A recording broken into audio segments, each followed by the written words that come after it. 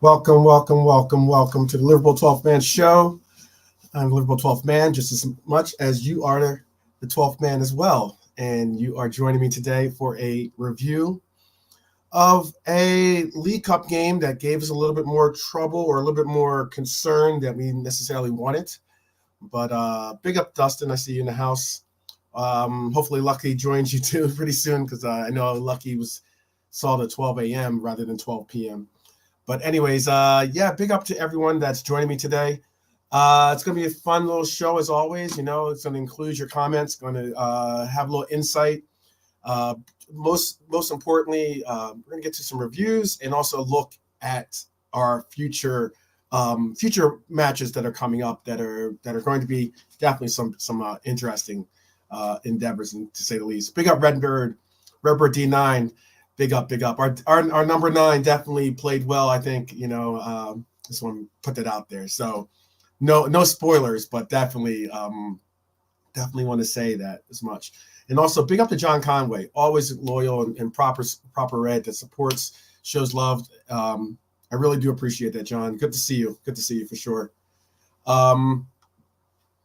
Let's see. So first of all, I wanted to just say big ups to Joe Gomez.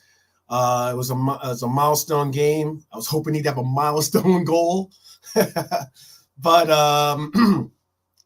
one thing I can say is that Joe Gomez is inching or creeping closer and closer towards getting that first goal for himself as a Liverpool Red. Big up Realism, Jared. I see you, brother. Big up Steven. Good to see you. Good to see you, Steven. It's something of he's getting close. Yeah, big up Joey G for sure, Dustin. He's getting closer and closer to scoring that goal. When he does, hopefully when he does, I'll still be wagering some parlays on him scoring that goal so that I can get a good cash cash back from that wager. He almost had one. But certainly though, big up still all the same to him. Big up.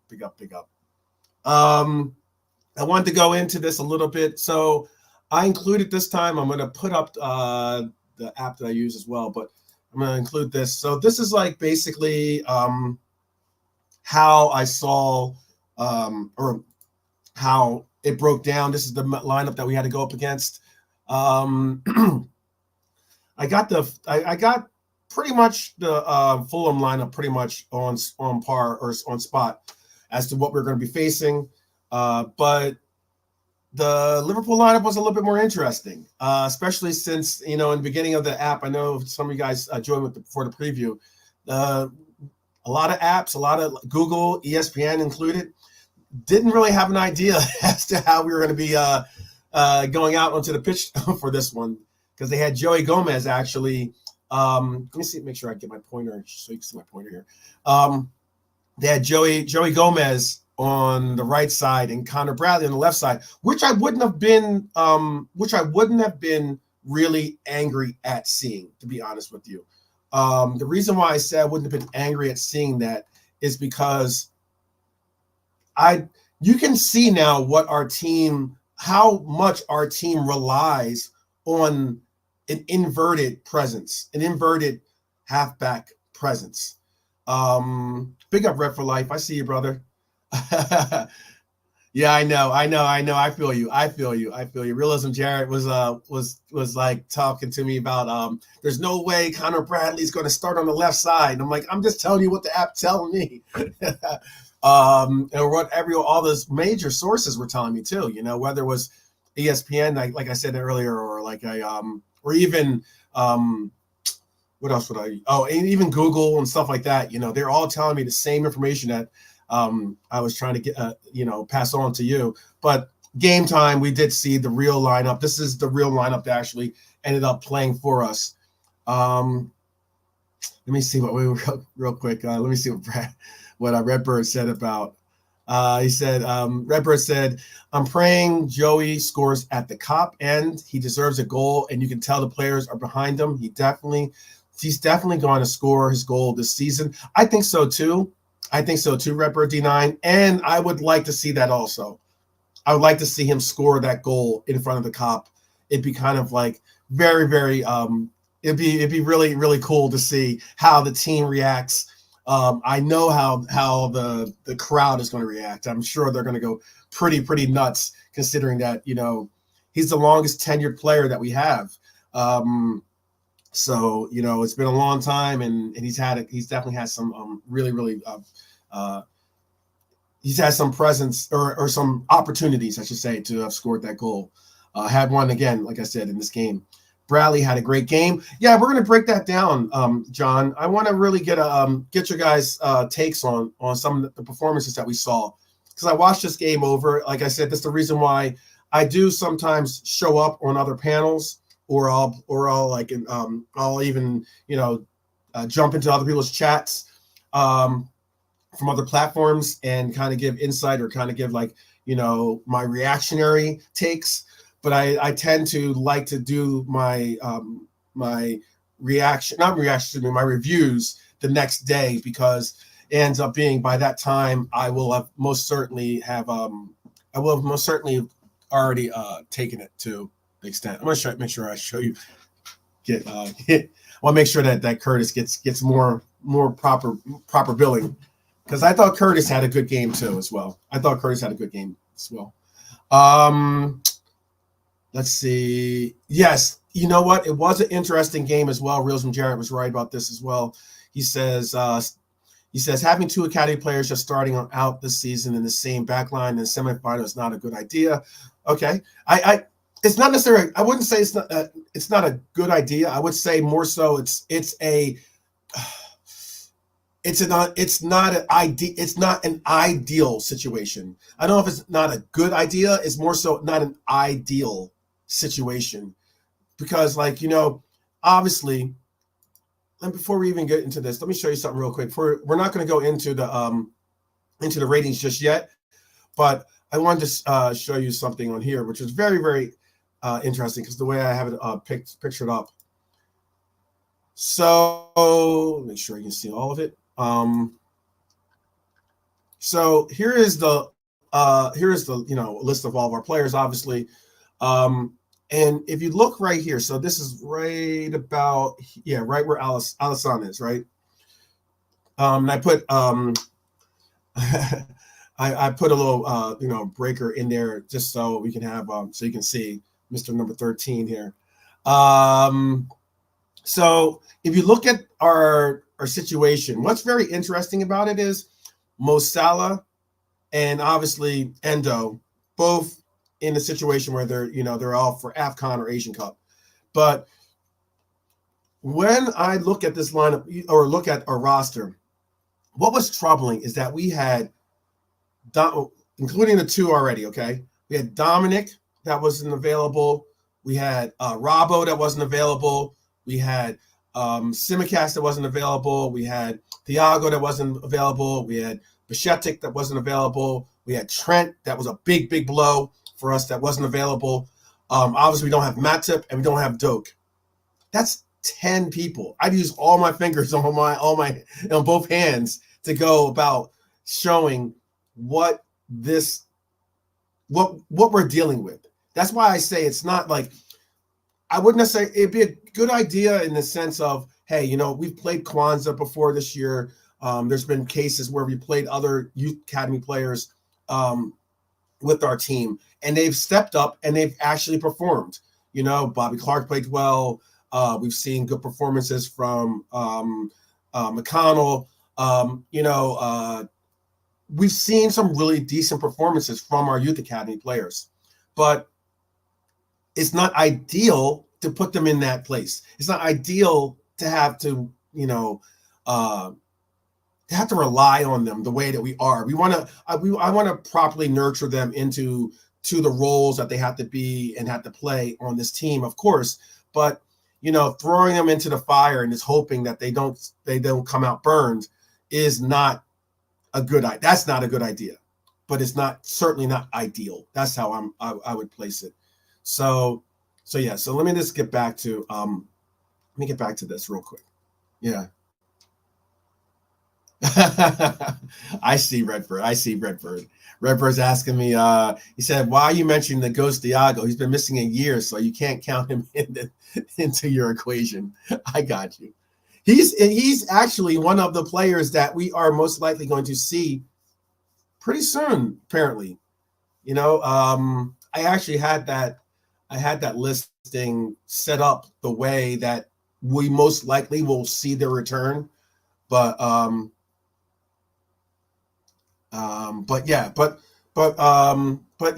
before, like, let's all make sure that context is a mofo. So let's just make sure, like, we're not gonna like pick and choose how and what we end up reading and seeing and saying and such. Because, like, realistically, so I saw this is the app I use, obviously. So it broke down how it was, the ratings, I guess you could say, for their ratings, and that's all primarily statistically based.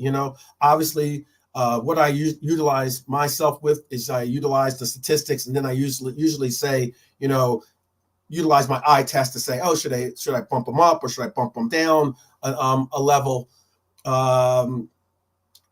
I thought that Fulham came out and they played decent. Not exactly.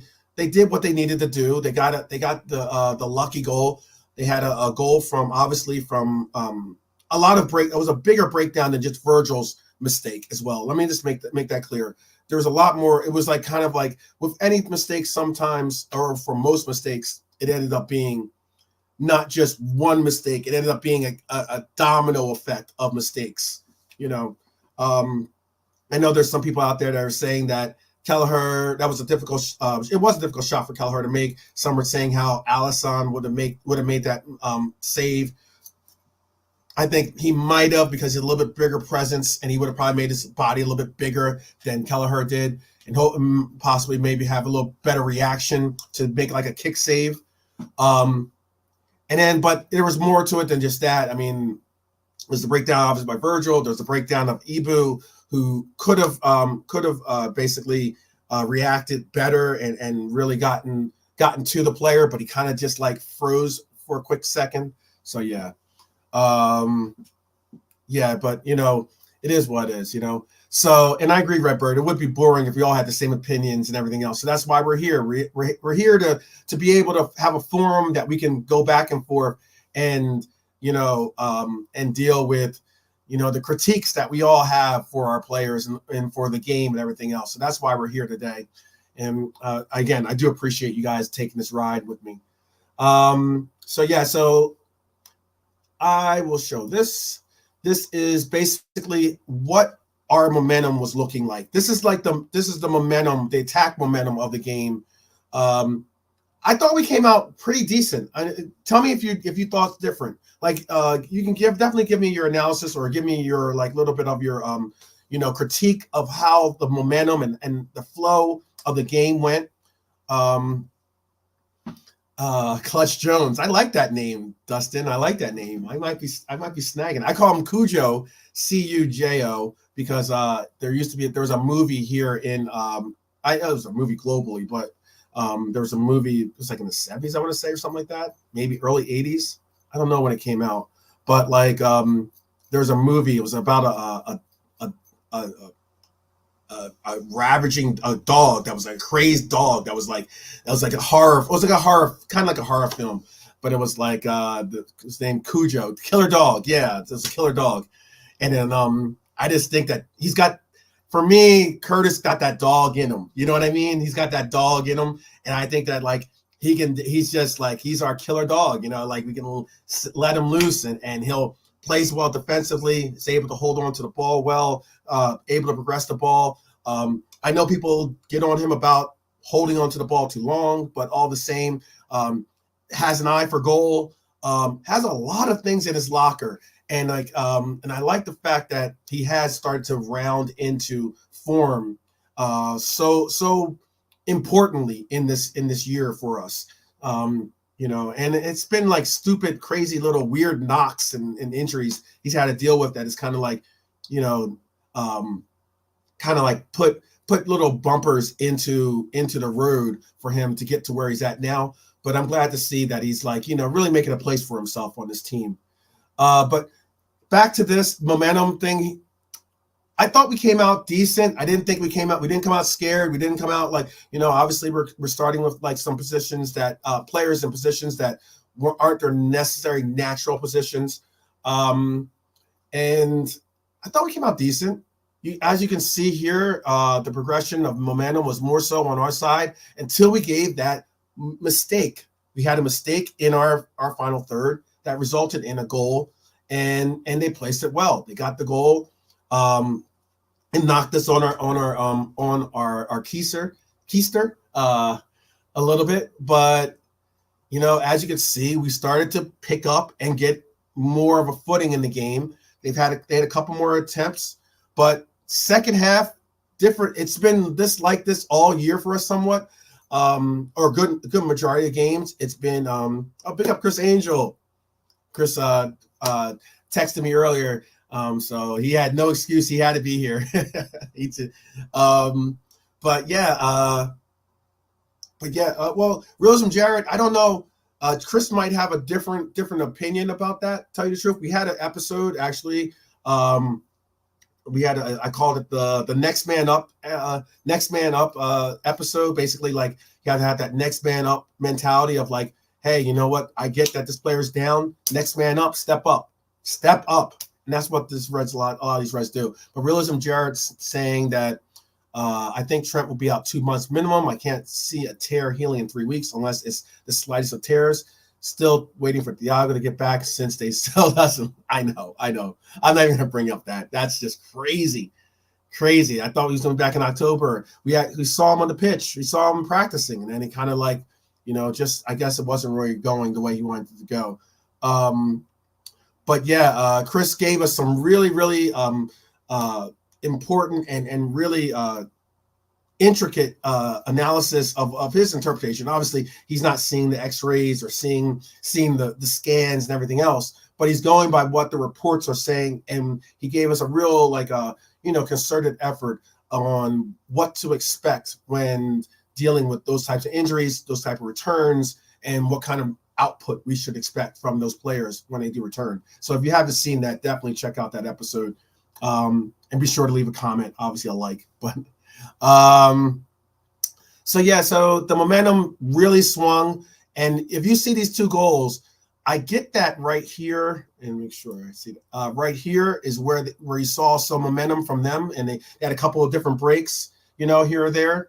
But right here, obviously, is where we scored the goals. That's right when we had the inclusion of our subs that were entered into the game. I want to show you this tab here, which is very interesting. This is the shape of our team, the average shape, and this is like basically the average positioning of the players for our squad. This is the starting lineup here. Obviously, you can see Konate, and you can see our captain here, Virgil. You can see that also something that's notable to me is our keeper. This shows you how much control, momentum, how much possession that we actually we're possessing in this game. Yeah, I see that too, Red for Life. It's almost like a 2-5-3. It is almost like a 2-5-3. But it's something like where you could see how high of a line we had. The majority of when our center backs are basically right around the center stripe, and then you can see again what I was saying about our keeper, basically almost positioned out of the box. I got you, Redbird. Redbird with the jokes. I got you, Redbird. But oh yes, that's Dustin. I'm going to get into what Dustin has to say too. You get to see this right here, which is, like I said, which is Kelleher way outside the box, being able to make sure that not only we keep possession, but we keep the ball more so forward and progress in the progressive area. And you see here, okay, so here's Joe Gomez here. Here's Connor right here. one unique thing about that is when you see, I don't have one up, but when you see Trent is more so where you see Gravenberch or you see even Maka. That's normally his average positioning. He's a little bit more central because he's dictating the flow from a more central area. But we ended up by having Connor involved. It pushed it out. It pushed out our lineup to be more of a wide progress. And let's see. Obviously, this is Harvey, Diego, Luis, and then here's Curtis right here. What's very interesting is Curtis, Joe, and Lucho were all so very, very close together. In that this is before the substitution, and you're going to see something very interesting. Very, very compact. I don't necessarily like that, to be honest with you. I would have liked to have seen Joe Gomez maybe a little bit further out on the wing to provide a little bit more solutions or options from that wide position. But it was interesting to see that. Now this is with our subs, and then we're gonna jump into our ratings. Again, you can still see Kelleher way possessive being forward. You can see that progressions here. You can still see though that this is still clumped up, still very clumped up. But you can see that Darwin is a number 9 for us. Okay. Despite the fact of him playing left wing sometimes, playing centrally, even playing on the right wing on occasion, you can see Darwin was active, was motivated, was intent on bringing the game to Fulham. And you can see Diego played more of like a strike, what do you call it? A second striker, or shadow striker. That's what they call it. Okay. In essence, behind Darwin, a gunman option behind you, but we're sending in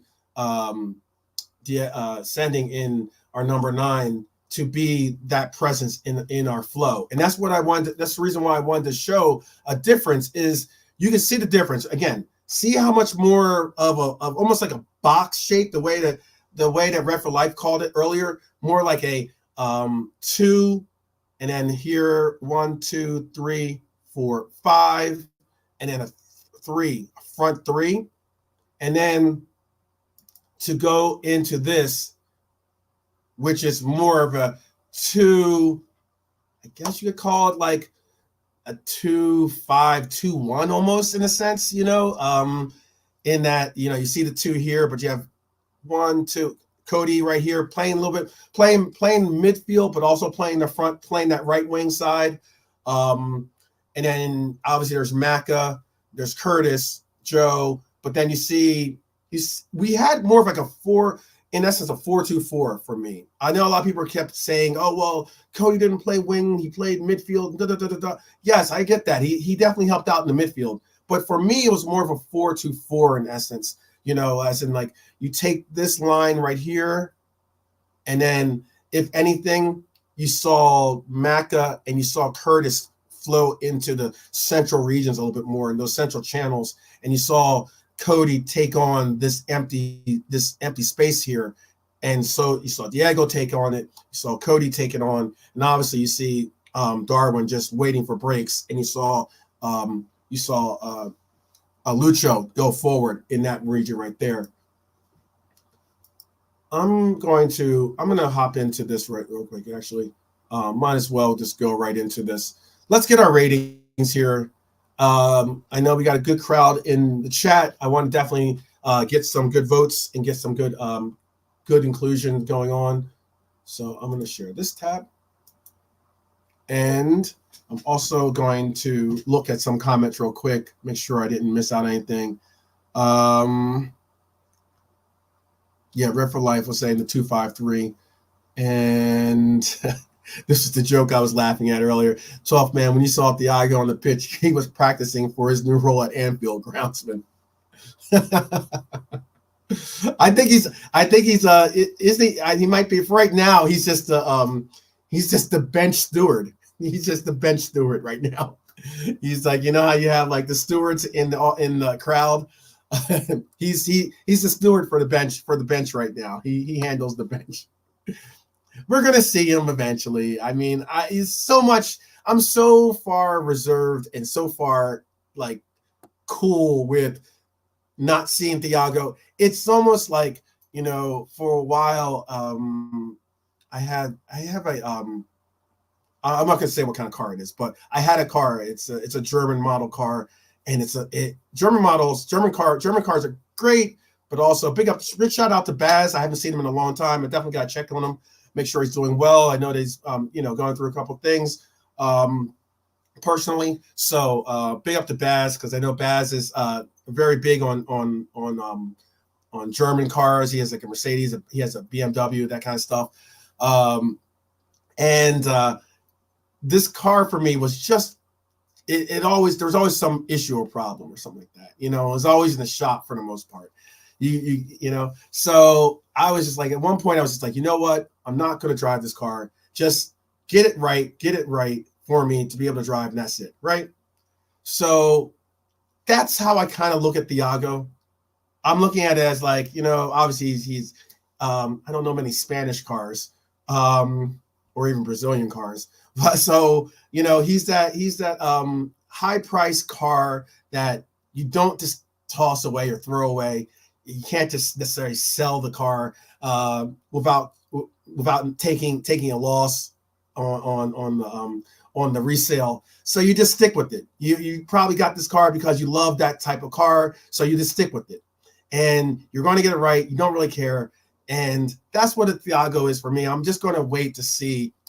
I'm waiting to see for that car to be properly done, fixed by the mechanic. And then when that mechanic allows for me to get that Bentley or whatever it is, you know, that car back, that's when I'm going to be excited to see it. I'm going to be excited. That's when I'll hold off. I'll reserve my excitement until like I get there.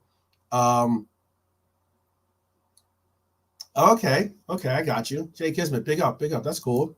He's saying he worked at the the headquarters of Mercedes in Germany. That's really cool. Maybe you could hook me up with some deals. I want to get the new the electric car by Mercedes. It's pretty dope. But anyway, let's see. Thiago's a Rolls Royce, but just the body frame, no parts. You guys are brutal on Thiago. You guys are brutal. He's even playing. Why did Thiago get involved in this? I don't even know how Thiago got involved just yet. Oh man. I think it's the EOS. I think that's what they call it, the EOS. I think that's the ride I'm looking at trying to get possibly next. I know that Tesla is very popular and very, very important. But now almost every brand has an electric car nowadays. Kind of like move away possibly from the gas to the electric, but we'll see. Yeah, I feel you. Okay. Realism Jared says, when the car is bleeding you of money and holding you back from getting anywhere, do you keep it or sell it and get something that functions? You know what? This is how I see it. Look, if you look at this breakdown here, Japanese cars all day. Oh, definitely. Oh, if I could get a Japanese car, I'd probably get like a GTR. That's definitely one of my fantasy purchases, I guess, or I want to reference it as, like, as in my dream purchase, one of my dream purchases, because this is what I see. So, for instance, you'll see the goalkeepers here, 1, 2, 3, right?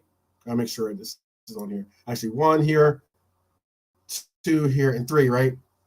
Look, I get it. I put these guys in because they're not hurt, they're not suspended, they're just away for international duty. The rest are all, like, obviously injured. And Thiago, our Rolls Royce, is in that thing too. But you know what? I look at it as like this. You know, if you have a house, where you have more than one, if not two, if not three car garage. Let's say you have a 3-car garage. You're obviously not driving that third car, most likely.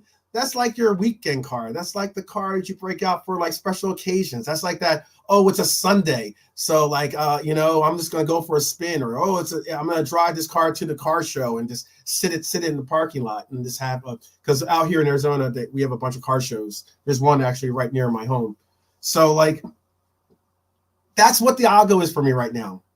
He's that car. He's that 1968 Mustang or something like that, or the Shelby Mustang that is that is like, you got as Chris said, you got the shell in the garage. You just, it's that weekend project deal. Baz could back me up on this too, because he builds cars, and you're rebuilding it. You're rebuilding it.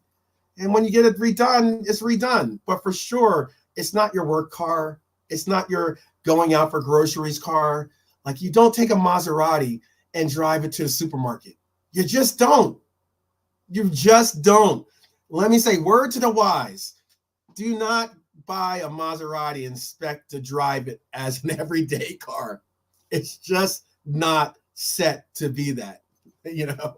For sure. So that's just how I'm saying it. I could talk about cars all day. I love cars. But all the same, let's just get into this. Let's get into this ratings. How about that? Let's park the car, park it like it's hot, like Snoop Dogg says, and get into the car and do what Cujo's in the back saying, Clutch Jones. Clutch Jones. I really do like that name. I gotta make sure. I'm gonna make sure I star that name. But again, and I like how people are starting to gravitate towards understanding, what Curtis is like, that essential quality of Curtis. Big up to we got one of our Reds Queens in the house, Marion. Big up for Marion. Good to see you as always. Blessings always to you and your family. All right, let's just rip the Band-Aid off and let's just make this happen. How we rate Kelleher? What are we thinking about Kelleher? We obviously saw that he had the goal scored on him. We obviously saw, and it's good. That's good. See, the first state of like recovery is vocalizing your wrongs. Big up, Carmino. Definitely big up. Out in New York, I believe out in New York City, right? I think Carmino's out in Queens, I believe, right? Big up. Man, I love Queens. Again, it's Queens is Queens is dope. Queens is definitely dope. I get it. It's, a lot of people always say, oh, it's not Manhattan. Hey, it does not matter. Queens is dope. Let's see. Bro, what can he do? Hip injuries are a year. He could have sulked and brought a bad energy to training. The owners wouldn't do anything with that $200K a week anyways. Yeah, you know what, too? This is what you're right about that, Jake Kismet. Like, as in, I think of it as with Thiago, I think that there's certain players on our team that are good, positive influences. I think he's really helped with by being a native. He can speak English, he can speak Portuguese, he can speak Spanish.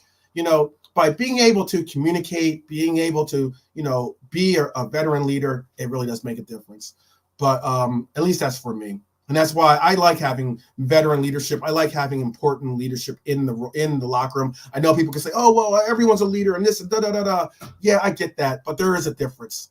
There really is a difference. When you've been in locker rooms that you like, where you can tell the presence of people in the sense of the presence and respect that they demand and command, I should say. It makes a difference. It really does make a difference. And I can't tell you one person that has ever really said a negative thing about Thiago, and his role or his presence in the locker room. If anything, people are always talking about what a class act he is, and what like similar to like a James Milner in a sense, class act, You can lead by example. All the different things would some of the guys were talking about. I mean, it was a year or 2 years ago. They did an interview, and they were like, "Oh, who would you call if you were like in a bind and you needed someone to like really come out and help you?" I don't know if you guys ever saw that one. I think it was Cujo and Cody. I think Cujo and Cody were in this one. They're getting asked questions, and they basically said, one said Trent, and then because Trent will pick up the phone and actually do something for you, and then also James Milner was in there too, because they know that Milner doesn't mess around. He's like it's the reason why he's at Brighton right now, is because they need that kind of influence in the locker room, especially with the talent and everything else that they have. And especially since he's bilingual and he speaks Spanish. Man is incredible legend for us. Even though he's not for our team, still all the same. You got to show love for Milner. Much love. But let's get back to these ratings. Oh, King of Queens is my SHIT for sure. I love King of Queens. Let's get back to these ratings though. Where are we putting Kelleher? I thought Kelleher had a decent game. I wouldn't have necessarily said he had certainly a below average game. That goal that he let in was a bad goal in my opinion. I get that people were saying that could be a little bit harsh. Maybe I'm putting too much on him. Oh wait, what are you saying? Redbird's getting on my romance, my football romantic concepts. Says stop romancing 12th man. Not one of our players have said anything negative about any of our players, so they deserve same respect as you get. I'll go just saying, okay, I got you. I got what you're saying. You know what I mean? Like, I'm just trying to get across is that, like, there are some players that it's come out later on, to be honest with you, that were a little bit more of a headache in the locker room. There's a lot of parts and points that we don't hear, obviously. Normally we do hear a little bit more of the chatter and a little bit more of the realities of it all. Once those players have exited the building, you kind of get a sense of what they brought or what they were in the locker room, if they were a headache or weren't a headache. But yeah, how do you guys meet? Edmund, I think I have Ensman. Ensman, you're a mod on this channel, right?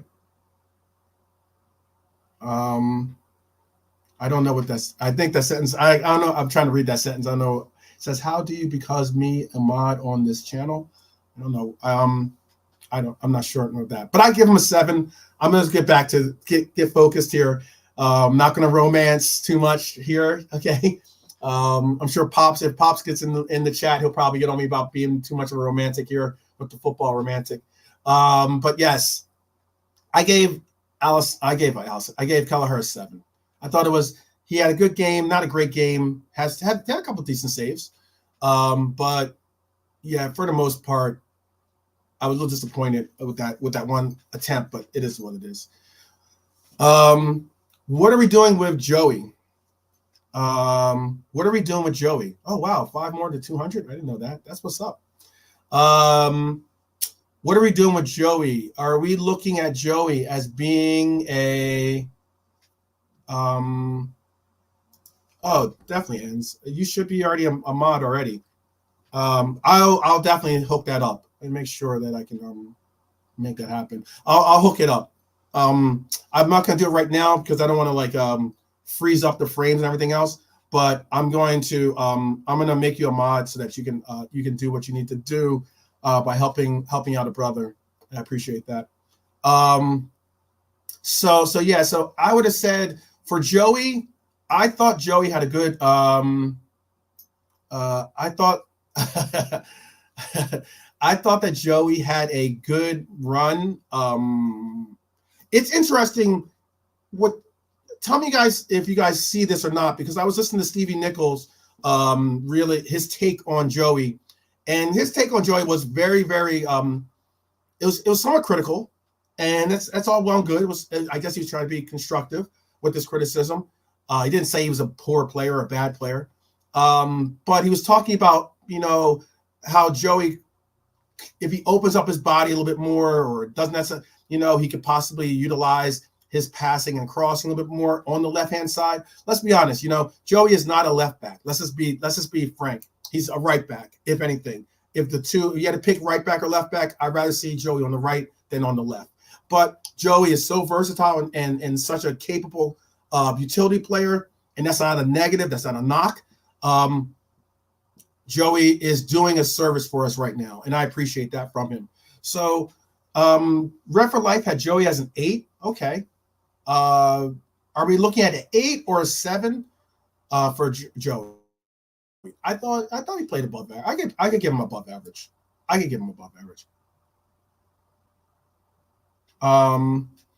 Let's see. Virgil. All right, this is going to show you how much I am critical. I try to be constructively critical, and I try to not as Jerry said, I'm not going to rate him, or I'm not going to take his vote or ratings because he's this or that. I'm not going to even bring up the words, the name that he tried to fix to me. I'm going to go. Virgil had a below average game. I get that he had a decent game after that, but he could have easily gotten a second yellow with one of his when he had the yellow, which I think wasn't a yellow. Pierre, oh my goodness, they're guys. There's some of the guys on there. Andreas Pierre he might as well, I would say, and the Oscar for best actor portraying a football player has to go to Andres. Andres made it look like someone sniped him from when he got touched here in the face by Virgil, basically trying to ward and try to hold back. When he got touched in the face here, he held his face up here like he had gotten punched in the face. If anything, it made me want to punch him in his face, but all the same. Neymar 2.0. Well put, Red for Life. Neymar 2. He looked like he had just gotten, like someone had just told him that he lost a family member. Like he was on the ground crying, just like, oh my goodness. It was so poor, dude. That part of football makes you just cringe, man. That part of it makes you cringe. And it's unfortunate that we have these actors. He was pathetic. But yes, I'm gonna go with I thought obviously his mistake led to the goal. I don't think giving him a 6 is that bad. I Love Liverpool gave him a 7. Would you guys think it's being bad to give him a 6, or would you give him a 7? I thought Virgil played well beyond that, but there was that, again, the time by getting that yellow card so early, and then not only getting the yellow card, but then having to go take it one step further, where playing with a yellow card is not easy. And he did make a foul that could have been another yellow. That could have been a yellow for me. That could have been another yellow. And that would have been really, really difficult for us. I don't think that it would have changed the game so dramatically that we would have lost, but it would have certainly made it a more difficult sledding for us with the sense of him if he had gotten that card. And I think that the only reason why the referee, you think a 6 is too harsh? You think a 6 is too harsh? Redbird says, Big Bird 6, have you lost your mind? See, Chris Angel has VVD as a 5. He wasn't, it was his worst game of the season. That's what Chris Angel's saying. Okay. I Love Liverpool says VVD was average, wasn't bad to him. Okay. Dustin says, I think you need to look over mistakes. In the end, it was an 8 performance. Wow, Dustin. He says it was an 8 performance for me. Also, captained us through for sure. I get you on that. So we're giving 7, Realism Jared. Okay, all right. Only me. I get Chris has the Sith energy in him, the dark side energy in him. You heard what I said. Virgil's my guy too. He's my captain. wow, you guys really had him well up there. That's interesting. Very, very interesting. I thought that maybe he was going to end up getting a 6 from a lot of people because of the mistake and because of I think out of the back line he was possibly I'll probably a clip by saying this, but for once I think he was possibly the worst player out of the 4 in our back line, and that's with the young man named Connor and with obviously Joe and Ibu on his either flanks. But I'll give him a 7. I'll give him a 7. Ensman TV says, think VVD was still recovering from the goal. I agree with this completely. You could tell he was. I think he had the flu or something like that. Obviously, it wasn't something that was going to keep him out. I'm glad to hear it wasn't COVID or something stupid like that. From the cold/flu, he had 7. He had a 7, looked like a little off it, but still a strong performance for him. I agree. I think that it was a decent performance. I think the fact that you could tell he'd probably come back. So it is what it is. All right, we'll give him a 7. So then Ibu. Well, I thought Ibu played well. I think I like that Ibu. I like that we gave him the opportunity to be that captain style or the leader presence in these games that we've seen him play in. I like the fact that hey, I think Ibu's just been solid actually for a player that we're going to have to rely on heavily going forward, and obviously with Happy Kwanzaa too. I'm cool with how Ibu has stepped up lately, man. Ibu is really, really. Big up Lucky, appreciate you, bro. I saw Lucky. It was on was on earlier before the broadcast. Big up. Good to see you, Lucky. I like Ibu's playing solid 8 from me for sure. Definitely above average. Arguably, like could be if not inching towards that top tier status for Ibu, in my opinion. You guys have some ratings for Ibu? Anyone have him in that top tier, or is 8 a solid enough rating for him? I think 8 is a solid enough rating, to be honest with you. Let's see. Let's go on to Ibu, above average. Yeah. Red for Life has Ibu at an 8. Marion had Ibu at a 9. She thought he was a beast. I thought so too. There were a couple of times where he just like, who was he going up against? I think it was going up against their forward, or might have been William. He was going up against it was Raul. It was Jimenez. He was going. I remember there was that one chance that Jimenez had on the left side, and Ibu just like brodied him. There was another time against a good player. Robinson is a good player, guys. I said that from the gate.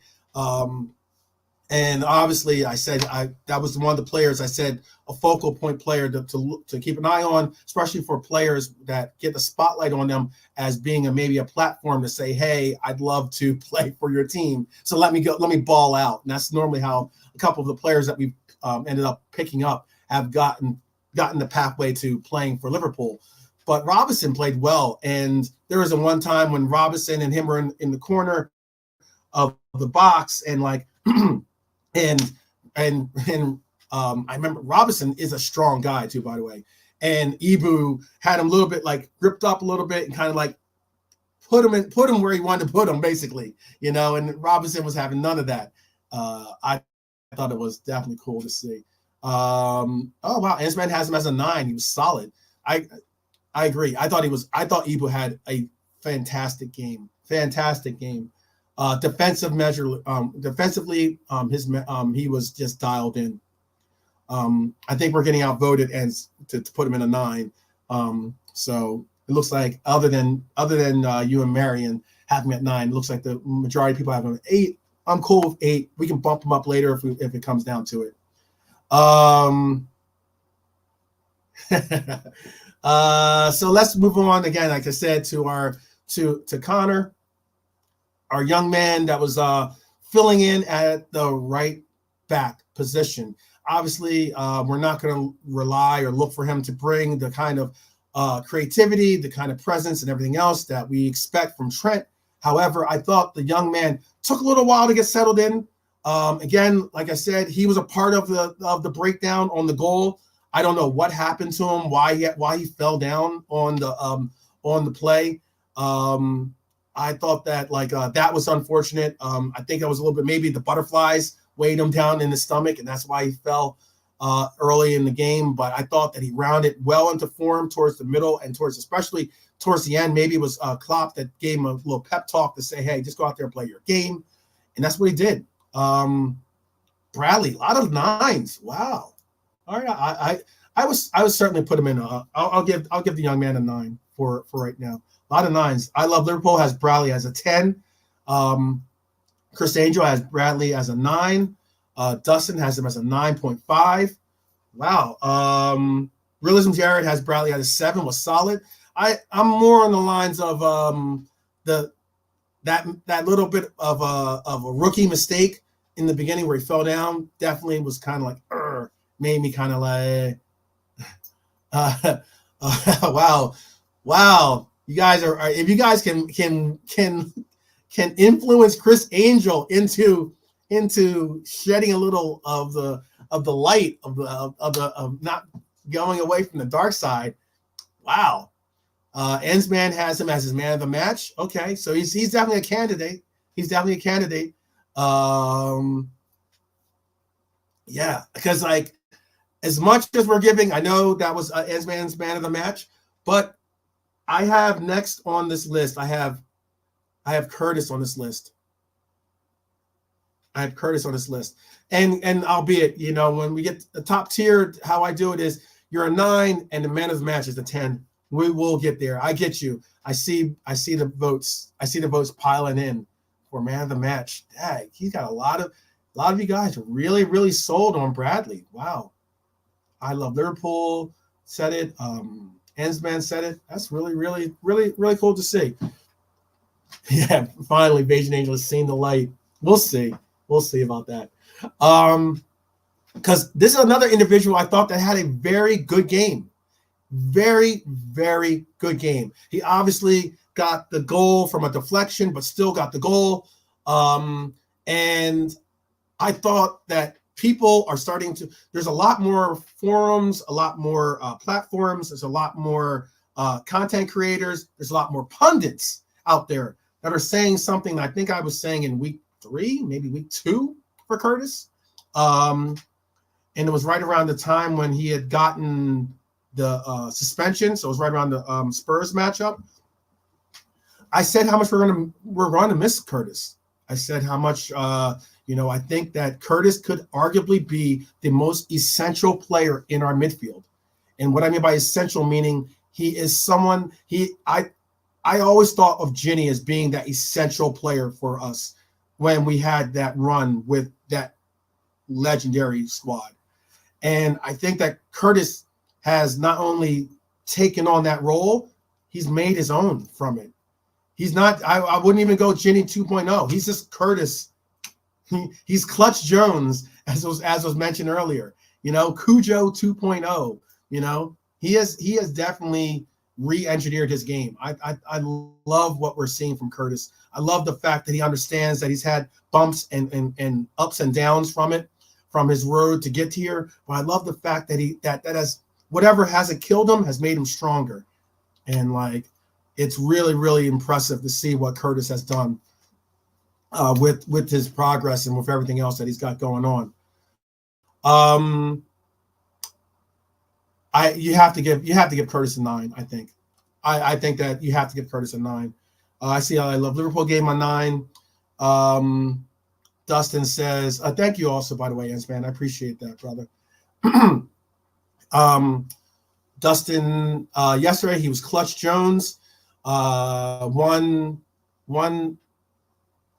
us the game. He was the man of the match for him. Yeah, he really. Marion has him as an 8.5. Okay. Ensman has him as a 9. Curtis was really good. He was really good. You can now notice the difference. I've gone as far, and this is something I've said in the last stream. I said it. I'll say it again. I'll go as far as Curtis has made himself, not only obviously I said the essential portion of him, but he has made himself somewhat of a sharpied in starter as on that left side for that number 8. Ensman has him as a 9, was really good. Curtis was a 9 for Red for Life. Arthur. I don't know if Arthur is a Fulham fan or if he's a neutral rival or even if he's a Red, but I don't know if you could say a team is unlucky when this is the attack momentum. This is the momentum and flow of the game. There's a lot more green peaks and mountains almost, I mean, this whole, if you look at here, this is a mountain range basically towards the end of the game. When we got our 2 goals, we just turned it on with those subs. And I'm going to get into that because that was very important. 48 out of 49.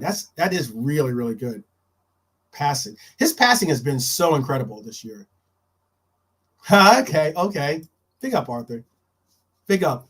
Arthur, I mean, definitely big up. I know Leeds is Leeds United. When Leeds United, I don't know if you were part of the crew that came over, but Leeds United did a USA tour. They played at the time when I was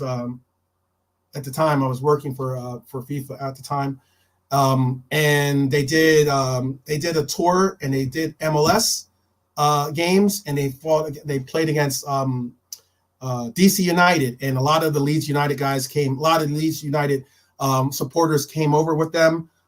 They weren't in the Prem at the time, but I befriended a lot of Leeds guys. That's the reason. One of the reasons why I drink Boddingtons nowadays. I like Boddingtons because I've been told that's the drink of Leeds, or that's the beer for Leeds is Boddingtons. It's kind of like almost a lighter version of a Guinness, I guess you could say, in essence. It has like the nitrogen that utilizes nitrogen when you fill it up. It does the whole you got to let it sit and let it rise to the top. Really, very good beer. Very good beer. All the same, welcome, Arthur. Good to see you. But I don't think they're unlucky. I think that I'm with Dustin. Says not unlucky Fulham, but I gave them a lot of credit for how they set up. And if we scored the 3rd, hey, how about this? If Middlesbrough, who I hope does advance, if Middlesbrough isn't in this matchup, if they weren't playing Chelsea and in the semifinals, we have VAR. I never thought I would say this out loud. At least I never thought I would say this especially after a Liverpool match, but I would have liked to have had VAR in this game because I don't understand how the referee, full no distorted angle, fully looking had a complete uninterrupted angle on that free kick, to not call that a handball. It doesn't. I'm done. It's like one of those, you're just done. Like, we might as well, and this is where I'm getting to. We might as well go back to the error where if it hits the hand, period, handball. Because the interpretation of what is a handball, what isn't a handball, did it hit, what part of the arm it hit, did it hit the hand at all, was it intentional? It is pathetic. Pathetic. That was an outright handball. And that was done by a player. Again, I like Robinson, played well the entire game. It would have been definitely harsh for him to have that, take away from his performance. But that's a handball all day, every day. All day, every day. I mean, it's basically he headed the ball. It's going back towards the goal, and because it hits his arm, it goes because it hits his hand, it ends up deflecting and not going forward. That's just pathetic. Handball all day, all day. I don't know if you guys agree with that or not. I was really, I mean, the commentators, the pundits afterwards, everyone was just like, it's almost like case for par. But because Middlesbrough's a part of this, and because they don't have VAR technology at their field, at their grounds, they made it where they made the entire semifinal group not have to deal with it. It's BS, absolute BS though. But whatever, because that makes a difference, man. That would have been an opportunity for my guy, your guy too, or at least some of your guy. I know it's Marion's guy, Marion's bow, secret bow. I know. But that would have given an opportunity for who I think would have taken the penalty kicks. I think Darwin's going to take our penalty kicks for the month of January, by the way. I think he's going to, if he's involved, if he's in the game, I think Darwin will be the guy that steps up and takes our spot kicks.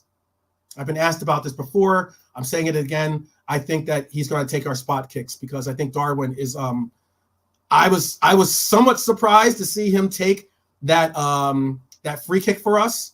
But I was not down about him doing it. I liked it. I liked seeing the fact that, Cody and Macca were standing by him and saying, hey, yeah, cool. He had they weren't going to make a big thing out of it. They weren't going to wrestle the ball away from him, or have a stern talking to him. None of that. But that was, Ensman's right. It was a pen all day, every day for sure. But yeah, if you guys disagree, were you guys, I understand he missed it. It wasn't so far off that you're like, oh goodness, that was a horrible free kick. It was starting to dip. It just didn't dip soon enough. I liked it, tell you the truth. I really like the fact that this young man has the confidence and wants to score so badly that he'll take free kicks. So I think certainly, like I said before, I think he will be on spot kicks, and I think that he will make a point that if there's a penalty, he will be quick to hold on to that ball and grab it and make sure that he's the guy that takes the penalty kick. I'm sure. 100% from spot kicks, by the way, too.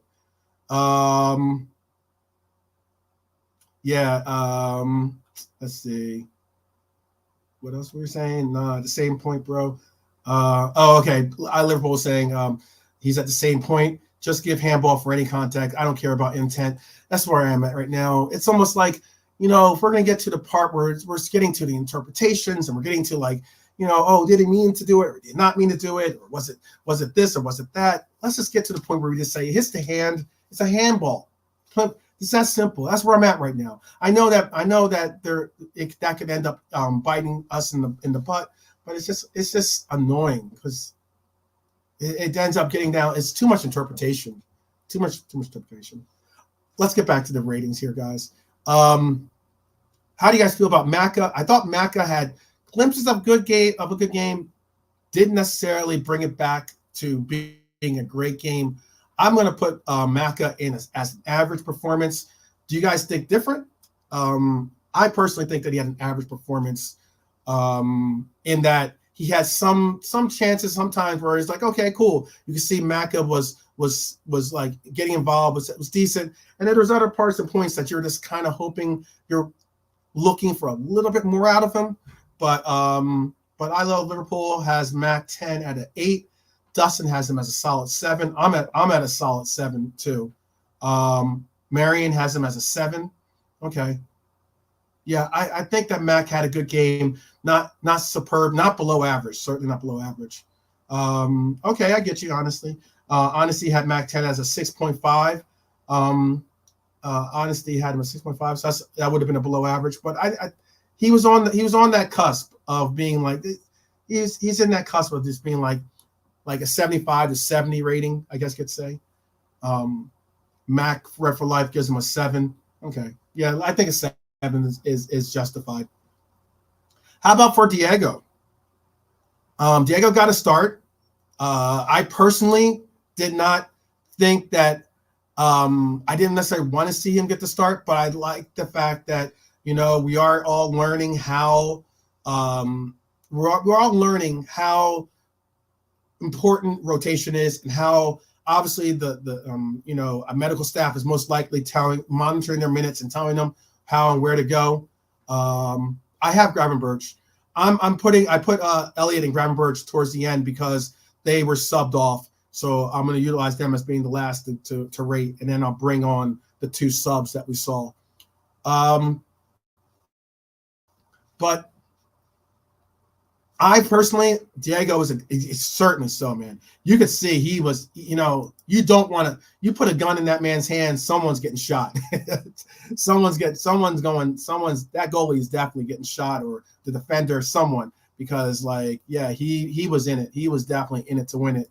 I thought he was, there are parts and points though that I think that he hasn't gotten that full 90 fitness in him just yet.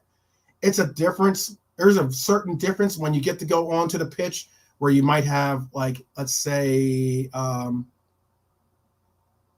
it's like where you get to have the ability to go against a tired defense or a tired team, and you're a little bit fresh, and you can go out there and you can really make runs. You can really capitalize on a team that's not necessarily has been holding down defense for a majority of the game, not really working on possession.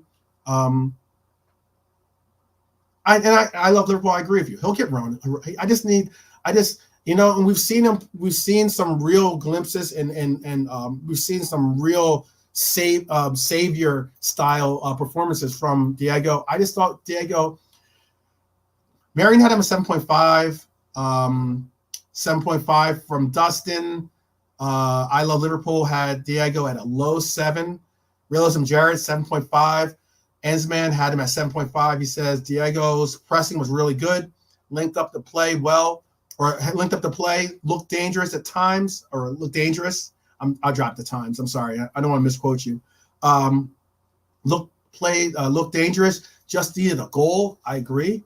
There was an opportunity. There was a chance, man. Like I said, somewhat. I want to say it was Darwin that hooked up with the pass, but there was that chance that he had. He had a real. Was it Darwin, or was it Connor that gave him the pass? Ref for Life gave him an 8. Okay, but there was that chance that the ball it fell right to him. I was like, oh, this is about to be a goal. You don't give this dangerous man that kind of you don't give that kind of man this kind of opportunity. But they fortunately for Fulham, they were able to knock the ball away, or get the ball away from him right before he was pulling back that hammer and about to pull the trigger. I'm going to go with you guys, and I'm going to agree with, let's give him an average performance. If he had gotten an 8, he would have definitely been above, or gotten his goal, he would have gotten an 8 from us, I'm sure. But he just, we put Diego on there to score goals, and that's what we expect from him. So Lucho.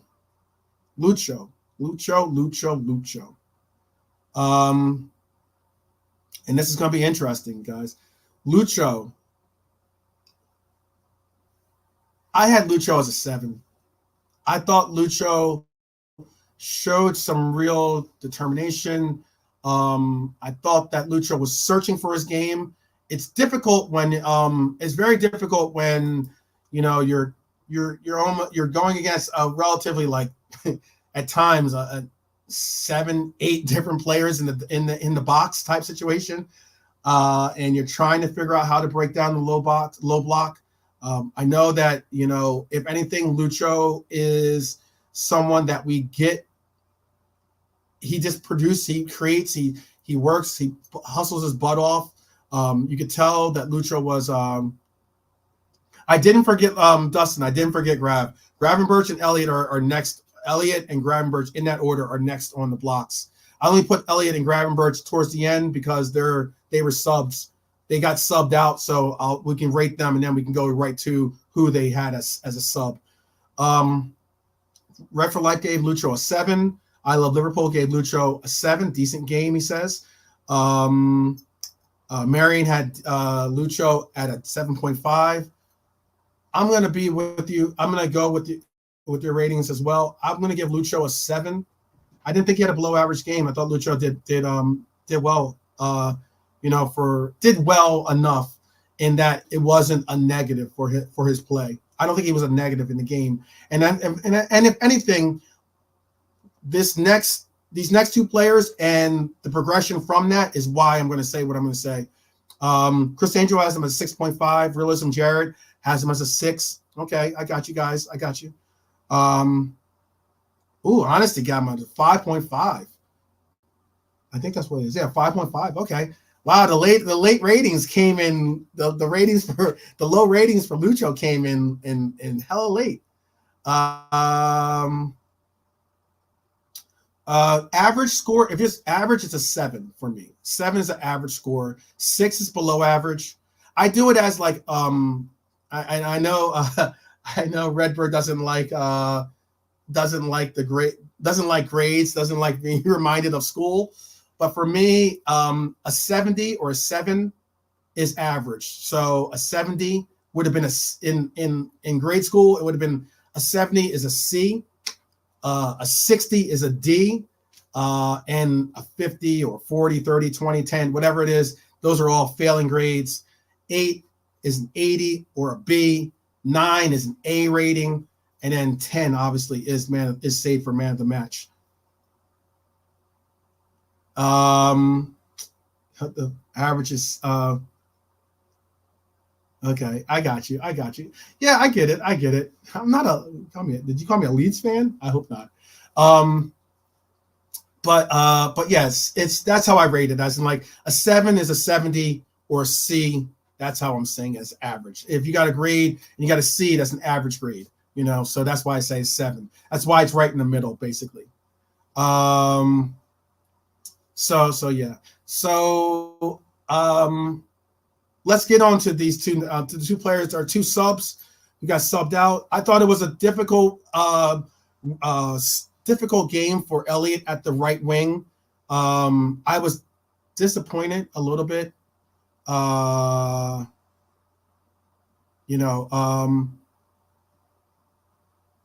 Definitely not. Not sofa scalings, because I wouldn't say it's so. I utilize sofa score. I do definitely utilize sofa score. I like sofa score. I got you. How are we rating Harvey? This one's going to hurt. This one's going to be difficult to kind of to go through, because what's very interesting is that I don't have my let me pull up this real quick here. I don't have my sofa score. I have the sofa score rating, but I don't have his statistics. Let me pull up his statistics real quick. But what and why I'm saying it that way is this. If you looked at the front line, if you looked at sofa score, you looked at all the rating systems that break down the statistics and everything, they would have had Elliott as a 7.2. They would have had Elliott in the front line. For instance, in the front line, I'll show you this at least. In the front line, they have Diaz as a 6.9, they have Diego as a 7.0, and they had Elliott as a 7.2. And when it comes to his actual ratings, that's why when I say I do utilize stats and I do utilize the algorithms to help me break down the statistics. But when it comes to it, a lot of the times too, the final determinant is always going to be the eye test. Obviously, I think the eye definitely weighed. That's why when I hear people say what they say, I always rationalize the fact that I do utilize the eye test. And as far as Harvey Elliott, Harvey had. Let me see what I'm gonna pull up Harvey's statistics here. And hopefully I'm not getting flustered or not flustered, getting frozen, I guess, Yeah, I have to wait for it because I have like I have a lot of tabs open. I got you, Willis and Jared. I got you. I feel you on that. They're leading me astray. I feel you on that. Yeah, so when it comes to Harvey, obviously he only had one shot, which was blocked. You can see that he really wanted to contribute. He was 87% for his passing. He had 2 key passes, 0 out of 4 for his crosses, 5 out of 5 for long balls. So he was getting the ball forward. 2 out of 3 for his ground duels, and 0 out of 1 on aerial duels. 1. He lost the ball 12 times and was offside once.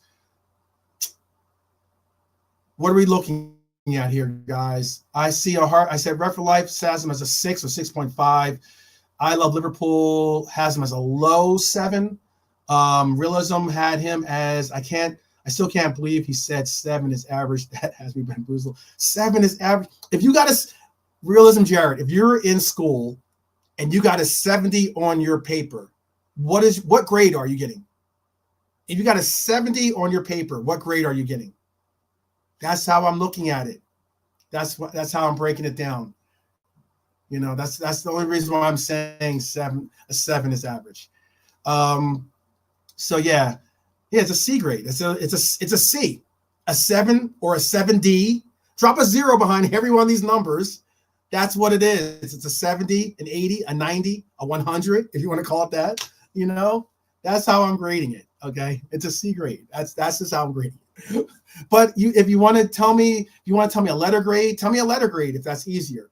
I definitely want to put your input into this though. That's the reason why I try to make it very, very easy. I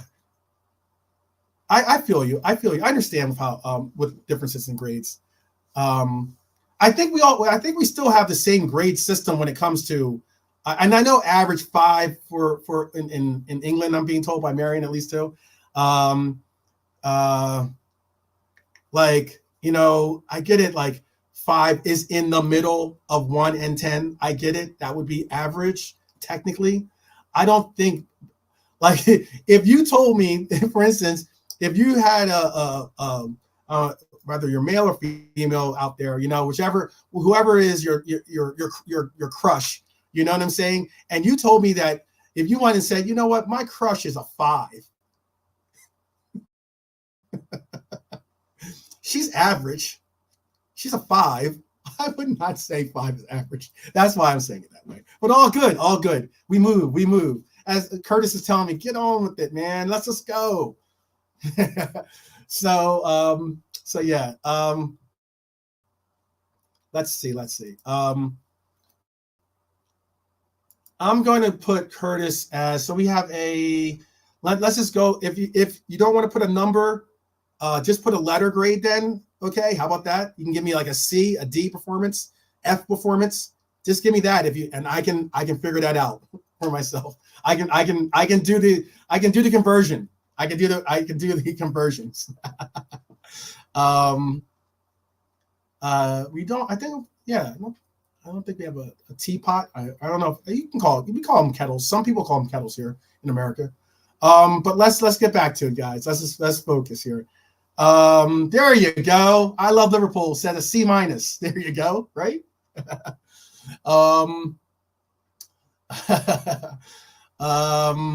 Let's see. So Marion had him at a 5 or an average. So Marion had him as a C. Red for Life had him or Realism Jared had him as a below average. Steven had him as a 7.2. I don't need that's interesting. I got you. So yeah, Dustin had him as an F. Okay. America. I mean, do you guys not use in England? I thought you guys don't use don't have grades, don't do A, B, C, D, that kind of grade. I didn't know that. I wasn't aware of that. My application to Oxford must have gotten lost in the mail, so I did not get to go over there like that. But I would have if I had the opportunity for sure. I I know, Marion. I know.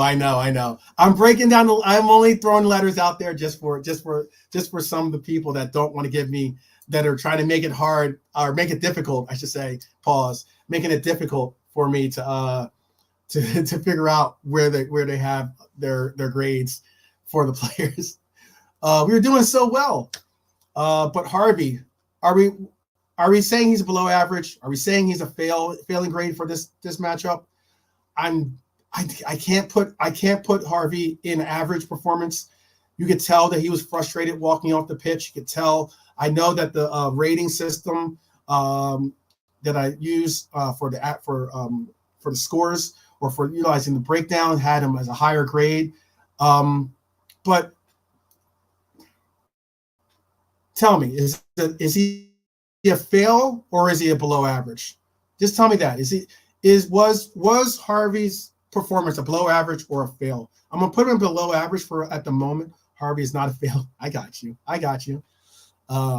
She put that in all caps. I got you. I know it's so funny. It's not difficult. It's not difficult. But I got you. I'm here to help. I'm a 12th man for a reason. I'm here to support you guys in any which way I can. So I put below average. I'm gonna keep my below average. He's definitely close to a failing grade. He was definitely. I agree with you, Dustin. He was. It's difficult because I know we don't want to. I know we don't want to have that bar, that Mo Salah bar, that he'll never measure up to the Mo Salah bar at this stage of his career. Harvey's got a lot of promise. He's got a lot of promise in front of him, a lot of talent as well. But I mean, he's trying to fill some big shoes. But he just didn't get it going in this game against a good Fulham team. I'm going to keep him at below average. Gravenberch. Now, I'm giving away I like Gravenberch as a player. I want to see him prosper. I want to see him do well. I want to see him work on a couple of different aspects of his game. Namely, I'd like to see him improve upon his defensive measures. I'd like to see him be able to work out the fact of being able to progressively carry the ball well, but then to be able to get it out from your feet and be able to get the passing. I agree. All right, so we're getting, let's see, for Gravenberch, Dustin gave him a 6.5. I know he hasn't had many games. I'll agree with that. I love Liverpool gave Gravenberch a 6. He had a D style performance. Marion gave him a 6.5. Yes. I see you, Chris Angel. 12th man, keep that man down. I know. Gravenberch got a 7 for Red for Life. Gravenberch has a 7. Red for Life.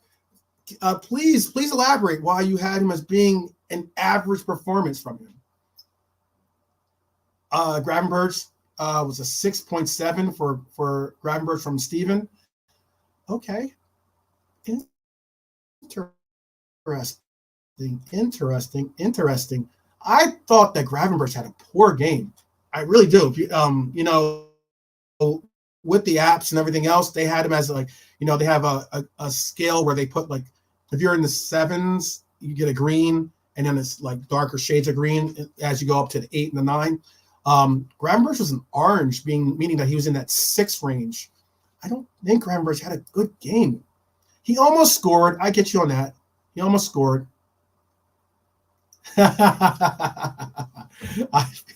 Yeah, I got you on that one. I see you. I love Liverpool. I like the Star Wars, the Star Wars fans. I'm a big Star Wars fan, by the way. Definitely a big Star Wars fan. So played 56 minutes, was 25 out of 29, so his passing was decent. Had 2 key passes. I understand that. Had 1 shot off target, 1 shot blocked. He had a dribble attempt of 1 out of 3. He had 2 out of 10 ground duels and was 0 out of 2 for his aerial duels. Lost the ball 16 times, committed 2 fouls, and had 1 interception and 1 tackle. Reason why I think he was heavily utilized. I mean, if you look at his heat map, he was all over the pitch. Was definitely really, really involved in the game. I just think that like there's something missing with this game. There's just like that one. I'm still waiting for that one aspect of his game to click where you just say, yes, Grav's got it. He's in it. He's dialed in. Gravenberch has got it. He understands his role. He understands the spacing that is necessary for him to properly press. He understands all the aspects of it. 16 times, that's right. 16 times he lost the ball. I have him in the fail grade, and I know that might be being harsh. That's not necessarily saying that I don't think that he's a bad player. I don't think that he's washed or anything like that. I just think that the young man had a subpar game for his levels and his talent ability. I think he had a subpar game. Yeah, I'm telling you, I'm just repeating the stats. 16 times he had 16 possessions lost. That's what the statistic is on for Gravenberch. Let's move on to his subs. So the subs were the difference maker in this game, guys. Definitely a difference maker. We're coming up on the full 90 here. Yeah, okay, maybe knock him down a notch to 5.5. I'm on whole score and it said 5. Yeah, man, he was 5 possessions lost. I don't know if that's what you're saying or if that's his rating. But let's move on to the subs, man. I mean, like, for me, okay, you're saying dispossessed 5 times. Yeah, the possessions lost, I think, is different than dispossessed. Possessions lost is different than because it could be incomplete passes. It could be hell. Let's just be real. You know, there was a moment where he had a just like a brain fart, you know, in a sense, like as in he got a handball because he caught the ball before it went out of bounds. That's not good, man. That's not good. That was not good. That just showed the level where his mind was during this game. That he got a handball because he caught the ball. He could have let it go out. He didn't have to. It wasn't like it was next to him. That was a really, really bad. That is a amateur moment. And I am big on Gravenberch. I am definitely big on the potential of Gravenberch. But that was a stupid moment.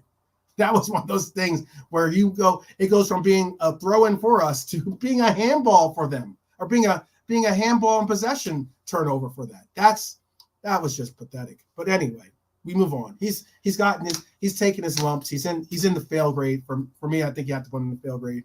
I don't think he got a yellow for that. I think this sometimes, even though you get a handball, it doesn't necessarily always correlate to you getting a yellow card. Let's see. The only people that got yellow cards were Harry Wilson, Lukic got Sasa Lukic got a yellow card for them, and obviously Virgil got one for us. Those are the only 3 people that got yellow cards. But that was a dumb move. Let's move on to the difference makers in this game. It was night and day difference. Once Cody and once Agent Cody stepped onto the pitch, and once Darweezy, D9, Invasor, the Pantera, what are the other nicknames for him? Starweezy. Geez, you know, so many. This man is so beloved. That is something I do enjoy. I mean, there was a noticeable like enthusiasm throughout the crowd when they saw that Darwin was going to be getting his chance to join the pitch. I like the energy that Darwin brought. I like the energy that Cody brought. I thought both of them had, by far, I think both of them had really, really good performances. It was unlucky. I know a lot of people are making the fact that he didn't score. I definitely think that it was less about him it was less about misses, as people want to put it. I put air quotes as I did. I think it was less about misses for me when it comes to Darwin, and was more about really Leno really the type of performances that we saw. I know I know hopefully you're hearing me still. Do you still hear me? I see that I see it froze real quick there. I was trying to pull up some of the statistics for our young man Darweezy and for Cody. Let me see if I can pull up Cody's stats real quick too. Unfortunately, once having a lot of tabs open, it ends up making it freeze up a little bit. All right, so where are we doing with Darweezy? Realism Jared has Darwin at an 8.5. He also has Cody at an 8.52. Of course, Marion has him at a 10. I knew that. That's a given. I already had your grade locked in. You know what, Dustin? I'm agreeing with you. I thought that quite often it's about whether these goalkeepers have stellar performances for against us. And Leno had a really good performance, very impactful performance for him. Great save. Lucky to get that one save that he made. That he like kind of did like the slide. And he got big and he made a foot save or a kick save from that. It was one of those things where I was just like, that's just unlucky. That header that he had that header had pace. Had some real volume and pace behind it. It's a great header by Darwin. It was going top corner, forced Leno to make a superb save. He had to get up and really get both hands out there and take care of that top corner, because that ball was going straight for that. It had some real venom on it. And it was not that wasn't an easy attempt to make easy, by the way. I mean, that was a really good header in my perspective. I think because he was far from the goal, he had to put real pace and to redirect it, and that takes timing. I think that Cody, I think that Darwin, I think they both had top tier performances, man. I know that a lot of the guys are putting him as Dustin has him as a 9. I saw Marion gave Cody a 7. Okay. Cody got a goal, and he got Darwin's assist. I know Darwin got 2 assists. I know Cody got a goal. That was a really, really well placed goal. He went near side of the post for the goalkeeper and redirected that pass. That was not an easy pass to handle as well. I thought Cody did a great performance by getting that goal, which ended up being the game winner for us. And it makes a difference because us going into the cottage with a 1-1 score is more than well keeping them in the game. It would have helped to have gotten the 3-1 performance. It would have helped to have gotten a 3-0 performance like I tried to predict. But all the same, I think Darwin was a bit better than Cody. Dustin says he was an 8.5 for him. Marion, appreciate that. She says, yeah, you're right. Cody deserves an 8.5. Honesty had La Pantera at an 8. And Cody at 8.5. Wow, okay. I thought they both were engaged. I thought they brought a lot of energy. They brought the type of energy, and this is what I mean. They brought the type of energy that we've become accustomed to seeing from Elliot and Diego. I think that Darwin and Cody both brought the type of energy that we normally see from Cody and Diego off the bench. And having Diego and having Harvey both start, it meant we needed it. We were going to definitely need it. We score the most goals than any other team in the Premier League after the 75th minute. And this was no difference in this game. And it's something that was definitely different. And I know Dustin has him as Cody playing right midfield, 4-4-2 was impressive. I get that there was I looked at our lineup as being a little bit more of a 4-2-4 in a sense, Dustin. I get that it was obviously some people might say it's a 4-4-3, some might say it's a 4-4-2. I think for me, it looked more like we were leaning towards a 4-2-4 kind of presence. And that's just my interpretation and what I saw. And I tried to make sure that I was keying on what kind of form that we saw. But yes, he definitely did. In moments and times, he was playing a midfield position. I'm not doubting or just doubting that at all, or saying different from your conception of perception of what he was doing. But I just think that there were times when we were playing a 4-2-4 a little bit more so, and because we were more on the front foot, we definitely had a little bit more of a spread performance when it comes to keeping Lucho out left, and then having Diego and Darwin in that middle role. I saw Cody even taking up space in that in the middle, and obviously his goal was a case where both Darwin and Cody were filling in those central channels. But yeah, I liked the play of them. And finally, I made sure to put our Kaiser on there. And what are we rating our Kaiser? What are we rating Mr. Klopp, our manager supreme? What are we rating our manager supreme? I'm going to go with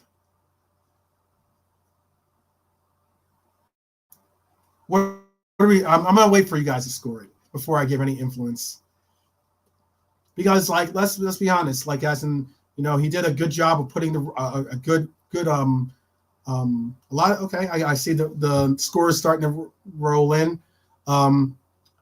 He put a team out that should have been able to contend. Obviously, the difference came by him putting out the two subs. I was going back and forth with G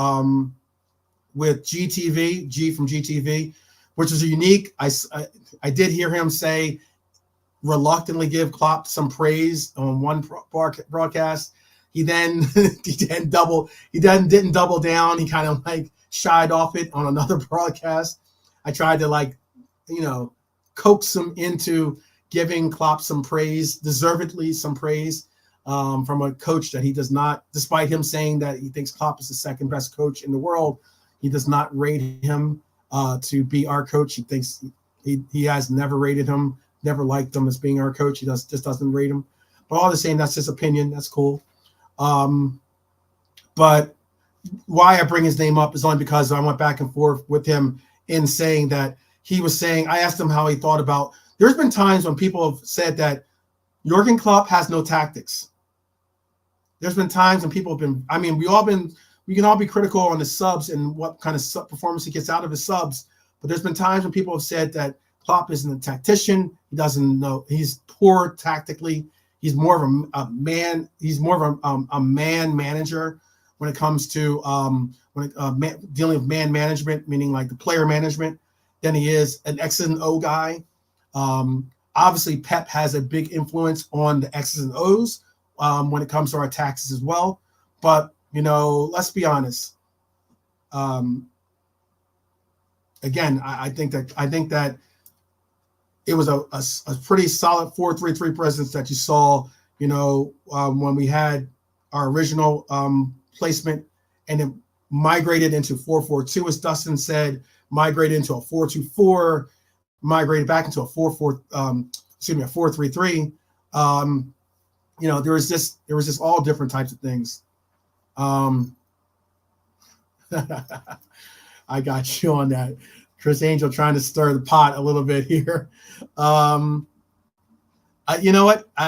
You're right. I love Liverpool for all of what Pep gets criticism for all of the people out there, the naysayers that have Pep out there as being a bum or he needs to shut up or he needs to do this. Pep is doing crap with our team. Hey, without Pep, we would not be enjoying what we're seeing from this club and from the presence of these players. I think Pep, hands down, has really put in some work. Marion definitely accents it. We have, I think, by far and hands down the best second. We have as in there's the Admiral, and then on the brig there's his second. I think it's lieutenant. I know it wasn't in the Navy, but I think it's a second. I think that's what isn't that what they have on Star Trek? They have like Captain Picard, and then they'll have like his second. I'm not a Trekkie either. I'm more of a Star Wars guy than a Trekkie. But yeah, Pep does his thing, man. Gotta give props out to Pep. I see. All right, so I got Lucky had 110% for Klopp. Marion had him as a 9. I Love Liverpool had him as 8. Realism Jared has him at 8. Any more ratings for Klopp? 2 8s, 1 9, 1 10 from Red for Life. I'm gonna put him as a 9 since we had a couple of 10s out there. Klopp the Warlord. I like that. Klopp the Warlord, Pep the Strategist, for sure. I thought Klopp did really well. Considering, we're playing youth academy players. Steven has him as a 7 for Klopp. Elaborate. Dustin has him above average for Klopp. Please do. Bring context to your grades, to your ratings. I love engaging in what you have to say. Again, you're a 12th man just like I am, so that's why I always say, I value your voice, and no matter if we get to, I don't know if we're at 200 or if we're at 2,000 or if we're at 20,000, I could care less. The real ones, the day oneers like you guys, I really appreciate and value your contributions. So I'm doing my best to make sure that your voices are heard, which they should be. So I think Klopp had a really good performance. Again, having to deal with the lineup that we have, do you realize this bench right here? This was our bench. Other than Alisson, this was our bench, full of youth academy players, and we started an academy player. That's, if you're a coach and you're a manager dealing with a top tier club, a team competing on all fronts. Mtar Mizzi is out on vacation, but he's been hooking me up with some. He's been going to the Liverpool store, and oh man, there's the storefront out there is fantastic. Hopefully, I'm not gonna do it this episode, but I'll put it out there. Mtar Mizzi, if you want, or if you allow for me, I would love to share some of the photos that you sent me of the storefront and what you're seeing. Hopefully you're going to go back soon and tell me what the price is on that varsity jacket. I definitely want to get that varsity jacket. Okay, so we got a little bit more insight. So 7 is above average. The squad is thin. I get you. And let's not get it twisted, Stephen. Like, the availability of players some might put that on the back of Klopp because of his system and how high intensity and how much he demands from his players and how it can somewhat, run down players in essence. If they're regularly getting runs out there, I like the depth. I like the fact that he's utilizing 5 subs more often than not. I like the fact that he's utilizing players in positions that they wouldn't have necessarily gotten runs in from other managers, but he has the ability to bring out the best and utilize their talents in the roles that we need them. Case in point, Harvey Elliott. Some could argue that he's more of a right mid than a right wing. Some could argue that the reason why we haven't seen. Cool. I like it. I actually enjoy when I see. We got the Manchester United fan back in the group. I like it when we have our rivals in the club in our group, because you know why? Because it means that haters only hate when you're doing something they can't do. It's just plain and simple. When you're doing something they want to do and they can't, that's when haters hate. And when I see it, I do my hater dance. I do my little hater dance. So big up to Manchester United fan. Yes, I definitely appreciate it. Hey, Manchester United fan, bring all your Manchester United compadres with you and join it. The Mighty Red Army is never scared. We're never scared. Okay, we're on some different settings, brother, for sure. Brother or sister. I don't know if it's a guy or a girl, but yes, we're never scared for sure. Dustin says, I think Klopp was dead tired yesterday, so I think he was a 5.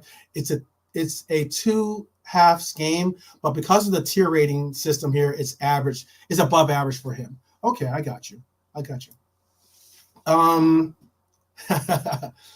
M. Tarmizi says, yeah, sure, fam. Show the chat, the photos on channel. No problem at all. Big up. I got you on that. I'm gonna because we got a bunch of dead air, or a bunch of rest period to go. 11 games before we have another game, which seems like forever, considering we've been getting these games fast and furious. Normally like 3-4 games and 3-4 days in between games, sometimes even less, it seems like. Big up to Psychedelic Shaolin in the house. What up, brother? Definitely one of the day oneers for sure. Where was I? Oh yeah, so getting back to it, let's get to the man of the match. All right, so this is the fun part of the game, fun part of the discussion. Because I want to move off of the talk. We heard the context. Let's see. Oh yeah, I know. That's a good point. That is a good point. He says, I love Liverpool says, I hear that 12th, but Bradley barely younger than Gravenberch, yet people have totally different standards for them. That's a very, very good point. That is a very, very good point. You know why I think they have a lot of, possibly because Bradley, maybe it's because Connor Bradley, being a youth academy player, hasn't had the ability to solidify getting some starts. Whereas in Gravenberch, obviously for Ajax, I believe he played for before this, was getting some real quality playing time. And obviously because, it's Holland and it's like, the Netherlands, and it's like in the sense of like, they're the top tier team. So in that thing, Ajax not having a good year this year, or at least last I looked, they weren't having a good year, but still, he wasn't a part of that part of it. He was by that time already part of Bayern Munich. But the fact that Gravenberch was on Ajax, was able to go to Bayern Munich, obviously, and wasn't really looked at as being a player that got that many opportunities, and he got a lot of, with Bayern Munich, a lot of it's politics. A lot of it, let's just be honest, a lot of it's about German politics, and I put that as not a knock or any disparaging word against Germany. I got much love for Germany, but a lot of times they look to play their German born players, get a certain preference over other players. It's just that simple, especially when you play for Bayern Munich. And when you also play for Bayern Munich, keep it real. They're a top tier club in the world. So it means that you have to bring it, and it's difficult to get into that lineup.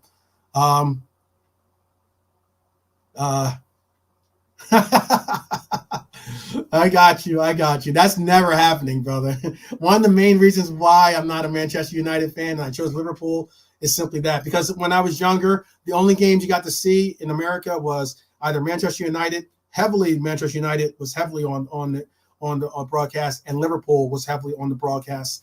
Probably like a second fiddle when it came to getting airtime in America, but not happening. Not happening. I got to get my clips together. That's a clip right there. That's certainly a clip. But yeah, I think Gravenberch, that's just why I'm saying that I love Liverpool when it comes to that situation. But you're spot on with what you have to say about it. Is crazy how a lot of the criticism or the bar that is set for Gravenberch is different than a lot of the other youth players that we have, and how he's set to a different standard. I just think it's because of what I've said, in that he got to play for the best team in Holland. He got to play for the best team in Germany. Now he's playing for the best team in England. You heard what I said, Manchester United fan, the best team in England. So enjoy that, Banter Club. Enjoy that. Psychedelic Challenge says, Banter Club, top of the Premier League, challenging for 4 trophies, all the Infinity Rings,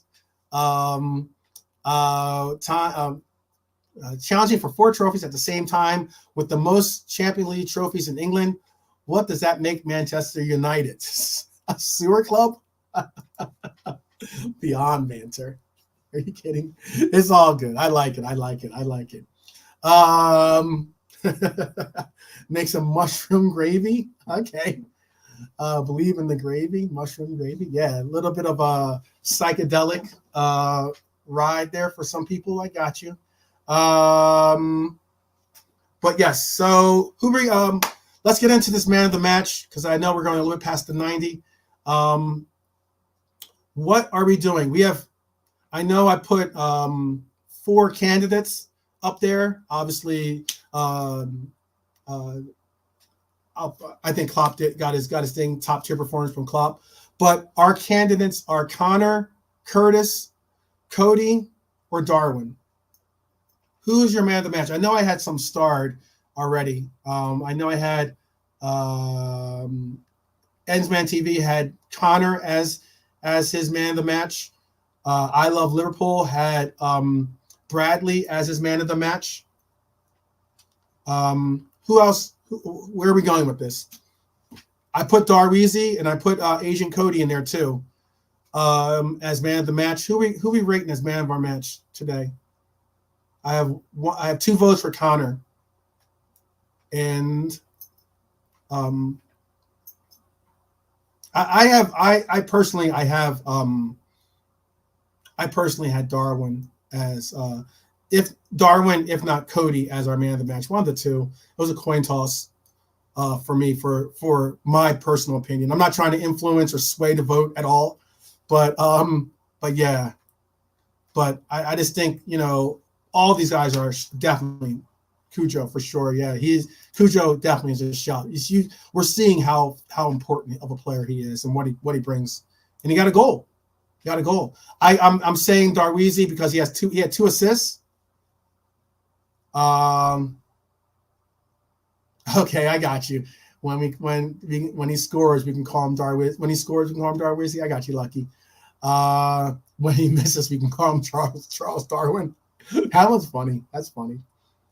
Curtis Jones, man of the match. Okay, that's 2 for Connor, 1 for Curtis. M. Tarmizi, do you have Cujo as your shot for man of the match, or what are we doing? So make sure I got this all right. 2-1. I put Dustin as Curtis, right? I got a mess with Curtis. 2-1 so far. What are the other ratings? Just rock with me for this last part. Who do you have as your man of the match? So far, it is one vote for Darwin, one vote for Cody, one vote for Curtis, 2 votes for Connor. Okay. M. Tarmizi's got Curtis as his man of. All right, 2-2. Let's see. I Liverpool says CJ, great game, but goal was lucky, to be honest. Okay, I got you. That Bradley cross to Darwin, though, all game kid was a G. Okay. Lucky has Bradley as being the man of the match. Marion has her beloved Darwin. Okay, so that's 2 votes for Darwin. Jones man of the match. Okay, that's 3-3. Realism Jared has Curtis as his man of the match. That's 4-3 to Curtis. Wow, Curtis getting a lot of love. Second place to Darwin, but Curtis gets man of the match from Psycho. That's 5. Wow. There's a lot of love for Curtis in the group. Curtis is the man that gets it. I mean, there was a lot of Curtis. I got the 3 votes for Bradley. I got Lucky's vote. I got Ann's man vote, and I got I Love Liverpool's vote for Bradley, for Connor. But Curtis is that guy. It's just that guy right now, which is cool. So congratulations to Curtis, man of the match, voiced by the people, man of the match. Even a Manchester United fan has him as the man of the match. No, I'm joking. Just joking. Yeah. Yeah, man, he did. Dustin, you're right. He took the game on his shoulders and carried us for a lot. You could tell that he was involved. He was certainly involved. Played well, I thought. I thought he played well. And made a difference. So it looks like Curtis is our man of the match. Anti-Bradley. Let's not get it twisted. If there was anything, I think that it would be if the I don't think that we didn't have I don't think we had the votes in here, but we did. Or Brian wasn't democracy is kind of overrated. I got you, Lucky. I got you. Yeah, man. Connor Bradley had a good game. I will openly admit it. It's not an anti-Bradley agenda at all. I know where Marion's vote is always going to go whenever Darwin gets into the top tier as a candidate. I get that. I understand. I love Liverpool too. He said Bradley filled in for a world-class generational talent and vice captain in Trent, and the kid stepped up. Definitely deserves some love. He's top tier. I gave him an A. I gave him a gold star on his paper. Okay, I definitely gave him a gold star. Come on, Bradley was a 9.5, second or third for man of the match. Dustin says, the only knock I had. Okay, that's going too far, Manchester United fan. That definitely mods. You can take that comment out. That's going a little too far. You know, that's going too far. And I get it. You're trying to say you should get extra credit for a reason, for those reasons alone. Look. I just, if Connor keeps his feet in the Willian goal, maybe he's able to put a foot on and put a foot in front of that ball so it doesn't go, and he's able to maybe redirect it or kick it out or do something. I agree. I like how Bradley. Yeah, that was cool. When Psycho Shelling, that was good. Bradley nutmegged. He had high intensity, high energy. He was committed. He didn't allow for that slight setback early in the game. He didn't allow for that to impact him so much that he never was able to get back and contribute in the game. I'm not going to go as far as to say that. I think that Connor has come out and played well. I thought it was a 9. I would put him at the head of the class in the top tiers. I just have to agree. I'm going by what the people say, and I'm also saying that, hey, I thought Curtis was spot on. Let's not get it twisted. Curtis, I get that the goal was in some people's view lucky, but nah, man. Curtis came out to play, man. Curtis came out to play. His passing's on point. His ability to hold on to the ball, be an outlet for the back line to get the ball to be able to progress it through the midfield and bring it forward so that we even have a chance. He's man of the match for us today. I mean, I'm just going by the voice of the people. I know the democracy sucks, but hey, when you're part of the Mighty Red Army, that's how it is.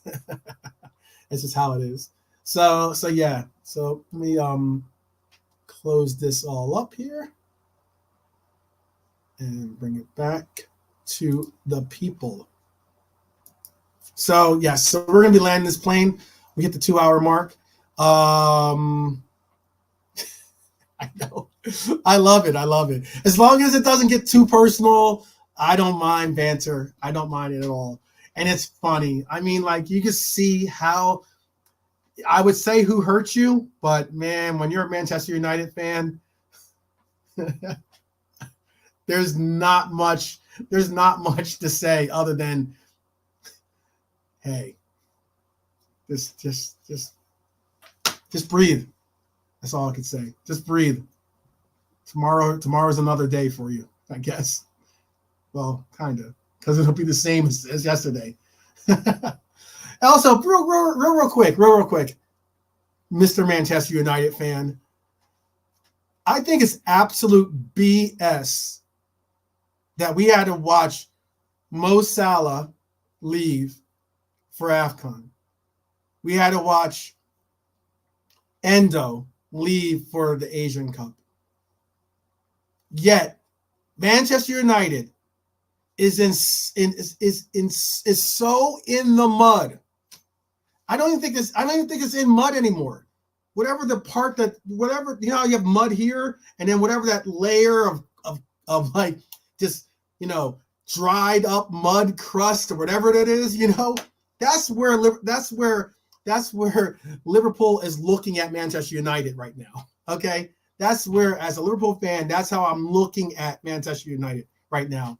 Is that they aren't even in the mud. They're in that layer, that dried up layer of mud. That's just like that, that crust layer. That's where Manchester United are. They are stuck in that layer. But let me repeat why I'm getting on to this Manchester United rant real quick. The sheer fact that they are so poor, so needy, so pathetic right now that they have to hold on to Onana. What's his name? It is so pathetic that he's not leaving for AFCON.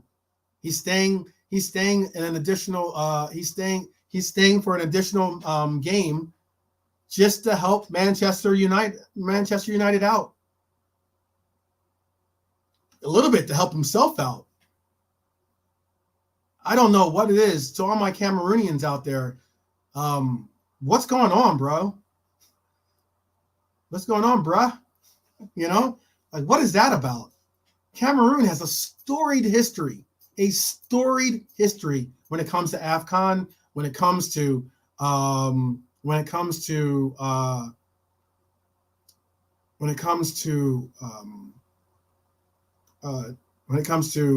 their performances in World Cup. Cameroon has a storied history. They have some incredible legends that have embarked on as Cameroon's team. And the sheer fact that they have to hold that Cameroon, Cameroon was cool. And they were like, oh, it's cool, Nana. What's his name? It's cool. It's cool. I have no idea. Remember 2-1. I have no idea what Remember 2-1 is. 2-1. What is that? Are you talking about that blip in that weird blip in the at the TSV when we lost 2-1, I guess, to take it to Manchester United? I have no idea what you mean by 2-1. My memory is too filled up with as Psychedelic Shaolin said, the 7-0s, the 5-0s when we beat your team so bad at Manchester at Old Trafford, and it is old. When we beat you at geriatric Trafford, and and at the geriatric Trafford, we watched your club's supporters leave at halftime, dude. They left at halftime. Like, who does that? Who does that? They said, you know what? I get that we have another 45 minutes. They're like, bun this, yo, I'm out. They're like, I'm out. Peace. I know I spent a grip on this ticket. I don't even care. This ticket isn't worth it. It's that bad. It's that bad. Oh my goodness. That was such a good game. That was such a good game.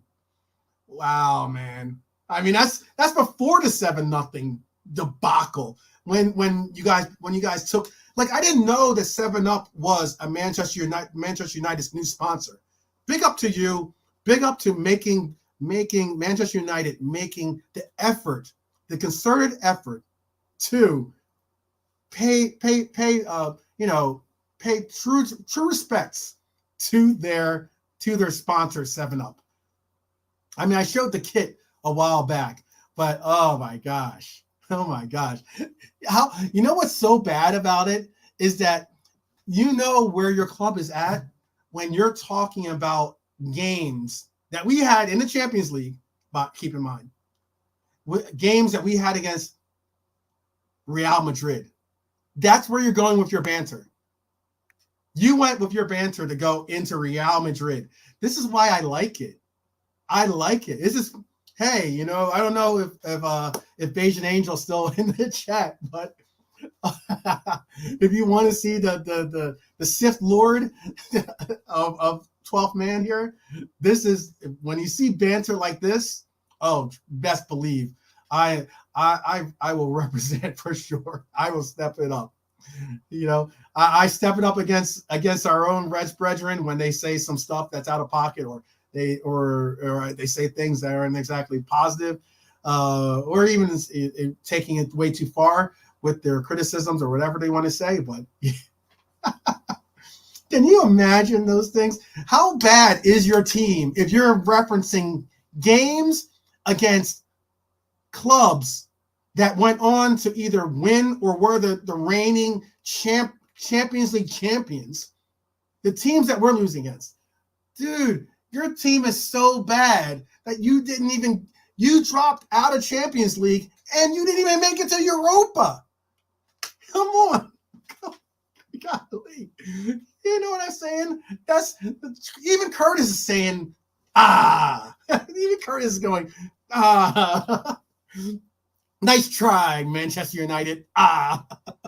That's what Curtis is doing in the background here. Because that is pathetic. Pathetic. Oh man, I said I was only going to do probably a 90, and now I've already gone to 2 hours. But big up to Manchester United fan. I appreciate the comedy, the jokes. I appreciate I know Copenhagen. Copenhagen. Big up to Copenhagen. Oh man. Pathetic, dude. You're not even in Europa. It's one thing if you drop down from Champions League to Europa and you can be like, oh, well, you know, blah, blah. You're not even in Europa. That's how sad it is. This is how bad it is. You're going through a period of your club where your performances and your club and just the outlook for your club is so gloomy and dark that I understand where you're at. As a Liverpool fan, like again, I became a Liverpool fan in the 90s, and it was not a good place. It was not a encouraging place to be during the 90s. We were like, during that era, that was your era. But geez, man, I definitely, like as in, I would say less if we were maybe second or third in the Prem, if we weren't going for all the infinity rings. I would say less if that was the case. But Manchester United, it is one of those places, and it's just pathetic. And I mean, like, I've heard a projection, but man, who has hurt you? Is it the fact that that geriatric Trafford? Is it the fact that geriatric Trafford has septic tank sewage in their hot tubs? That your roof is leaking? Is it that, I don't know, is it the fact that you have players like Anthony or players like Sancho that you spent 80, 90 million on, and now Sancho's going back to his original club on loan? Sancho, it's like one of those things where it's just so many. It's oh man, it's funny. It's funny.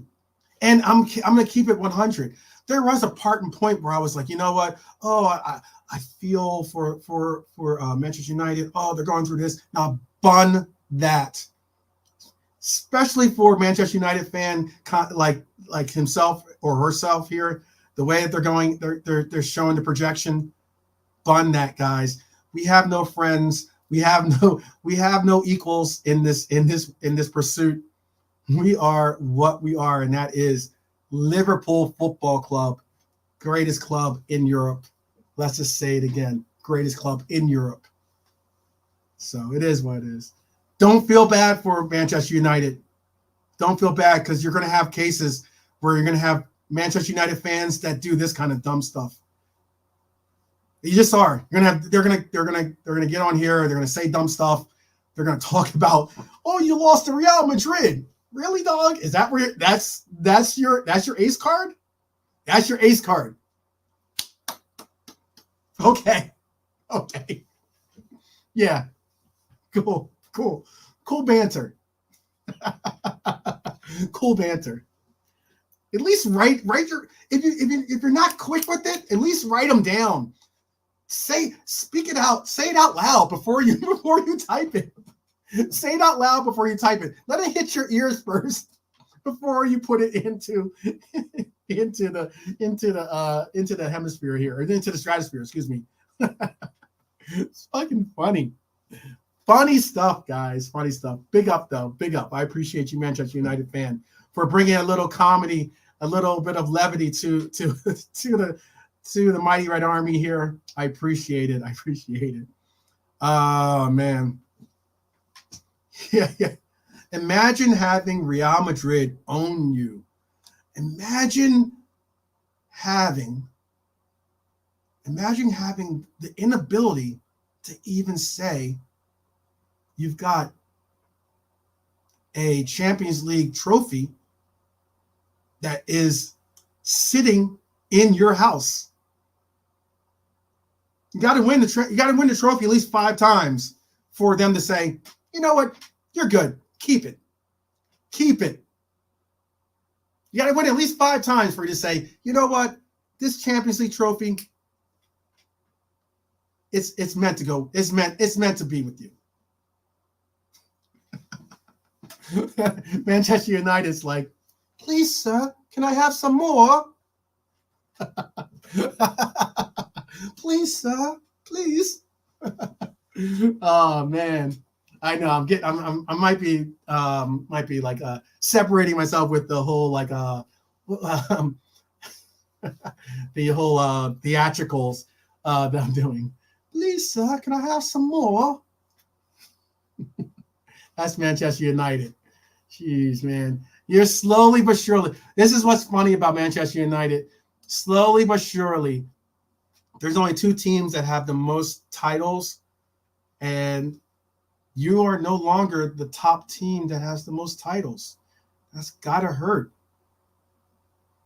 And you have really, you're one of the only clubs that I know that was like, you got a League Cup and you held on to that like it was your Champions League.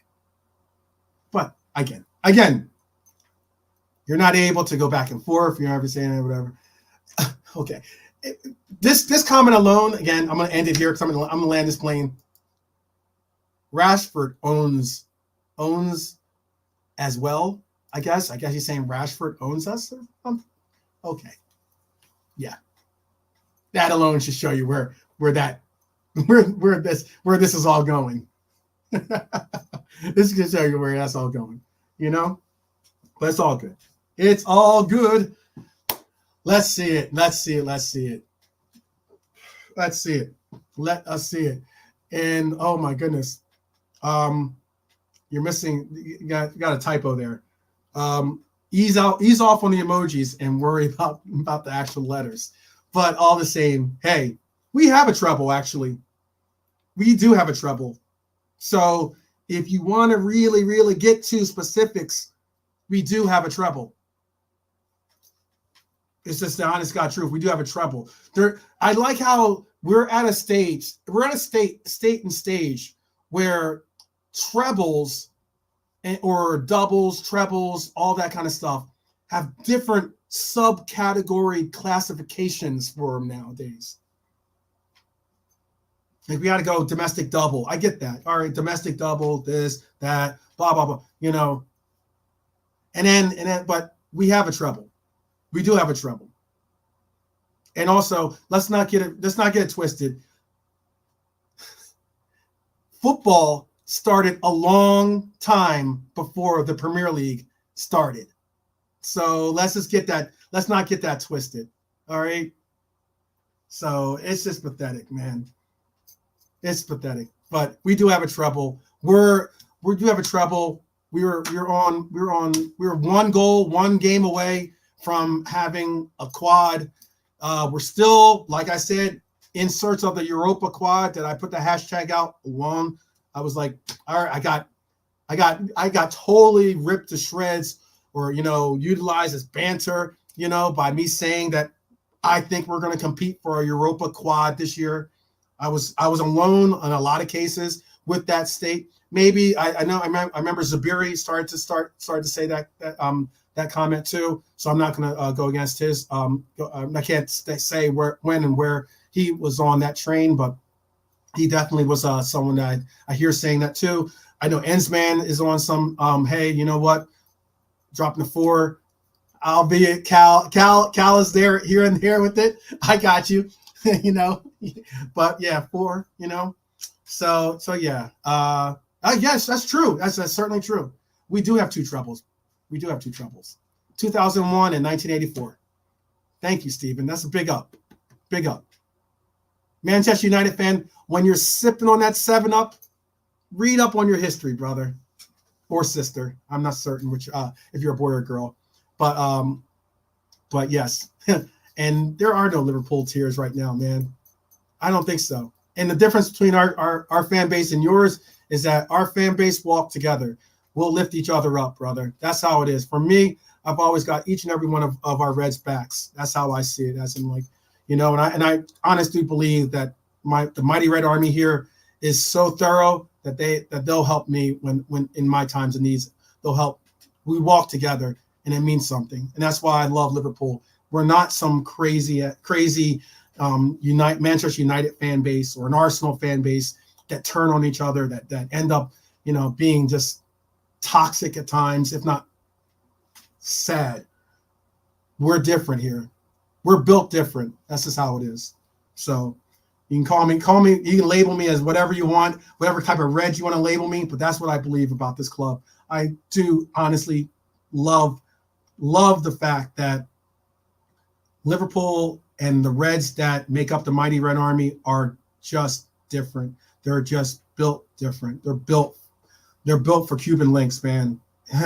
Just that simple. They're built. Cuban links means like they're built for jewelry. They're built for getting silverware. They're built for just knowing we're going to go through tough times. Doesn't matter. It's the reason why we never give up, no matter what. And that's what I love about this fan base. Love about this club. Love about our coach, our players. Call me what you want. Hey, it is what it is. And it's why it's even more so why I love the guys and girls that join me in this walk and are Mighty Reds. So big up. All right, that's done my rant. Well, way over. Oh man. Big up to all that joined us today for the ratings. I know that we ended up getting kind of like sidetracked by some of the rivals in here. Again, Psychedelic Shaolin, I Love Liverpool, Dustin, Realism Jared, you guys are all mods. Marion, you're a mod, I believe too. Marion might not be a mod only because I had a difficult time trying to find her on when I put in the mods or whatever. But if not, I'll make sure that she is, because she's one of our Reds queens. Who else is in the house today? Ensman TV, big up to you. Lucky was in here. Amtar Mizzy was here. Who else was in the chat here? Red for Life, of course. Redbird D9 was here. I said Realism Jared already. Dustin was here. I believe I said that. Honesty was here. Daz Reynolds, big up to Daz Reynolds. And if you haven't subbed to his channel, please do that. Always support. I say the difference is, and then, I can't forget Steven. I'm not gonna forget you, Steven, Truth Seeker. There's a difference, man. Like, as in, I really think that there's difference, because there's a lot of content creators out there that I don't necessarily agree with their opinions or their takes, but I still subscribe to their channel. I still try to be active in giving them likes or giving them some type of support, because they're simply a red. They're not. I'm not saying they do that for me. You know what? To the measure of your merit, the measure of how you look at this, as you look at this culture, is one thing or another. I just happen to think that it's important that we continue to foster and encourage the culture of Liverpool, and that's something I'm making one of my missions to do, and it makes it a lot easier when you have people like yourself involved. Oh, you know what else we had? We had Carmino, and we had someone else too. We had one other person as well that I want to make sure I give a shout. They might not. Arthur, I think he's a Leeds guy. Big up. So we have neutrals, we have rivals, we have all the same. But hey, Manchester United, enjoy Seven Hog and the run that you're on. I mean, Conference League, maybe. I mean, everyone's got bars. Everyone's got their goals and where you have your expectations. Our expectations are for all the Infinity Rings, and it will be 5 rings. It will be 5 stones, because I mean, like, once we win a quad, then we'll go on and win the World Cup too, the World Club Cup. We'll do something like that, or the Super Cup. Get a charity shield. I don't care. Just get all the belts, all the rings. That's what mentality I'm on always for this club. Big up to each and every one of you, each and every time, for sure. I'm going to be doing a bunch of, even though we have 11-day break, I will be still doing a bunch of shows. I'm going to shoot to do a show every day. So whether you see me on my channel or on another channel, you definitely will see the Liberal 12th Man. So good night to Marion. I see you. Oh, yes. Okay. Yes, that was something too. I think this is right. I think this is a good stat right here too. I think we're the first team to win the league 3 times in a row, 82, 83, 84. That's so spot on. And on top of that, you know what? Not many clubs can say that you were basically the elite team throughout decades. 70s to 80s, there was no other team that was more elite than Liverpool. Just wasn't. So big up. Carry those little tidbits in your pocket for when you get, knucklehead rivals trying to say some dead banter. So yeah, big up to them always. They make us laugh. They make us have purpose. And again, you know what? If they're not hating, it means you're not doing something right. That's probably the case.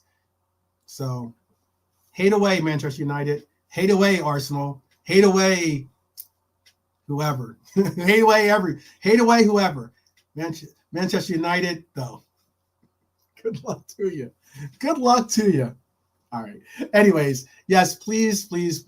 Remember this. Pass this on. You'll Never Walk Alone is not just a song. It's not really an anthem. It's a statement of intent.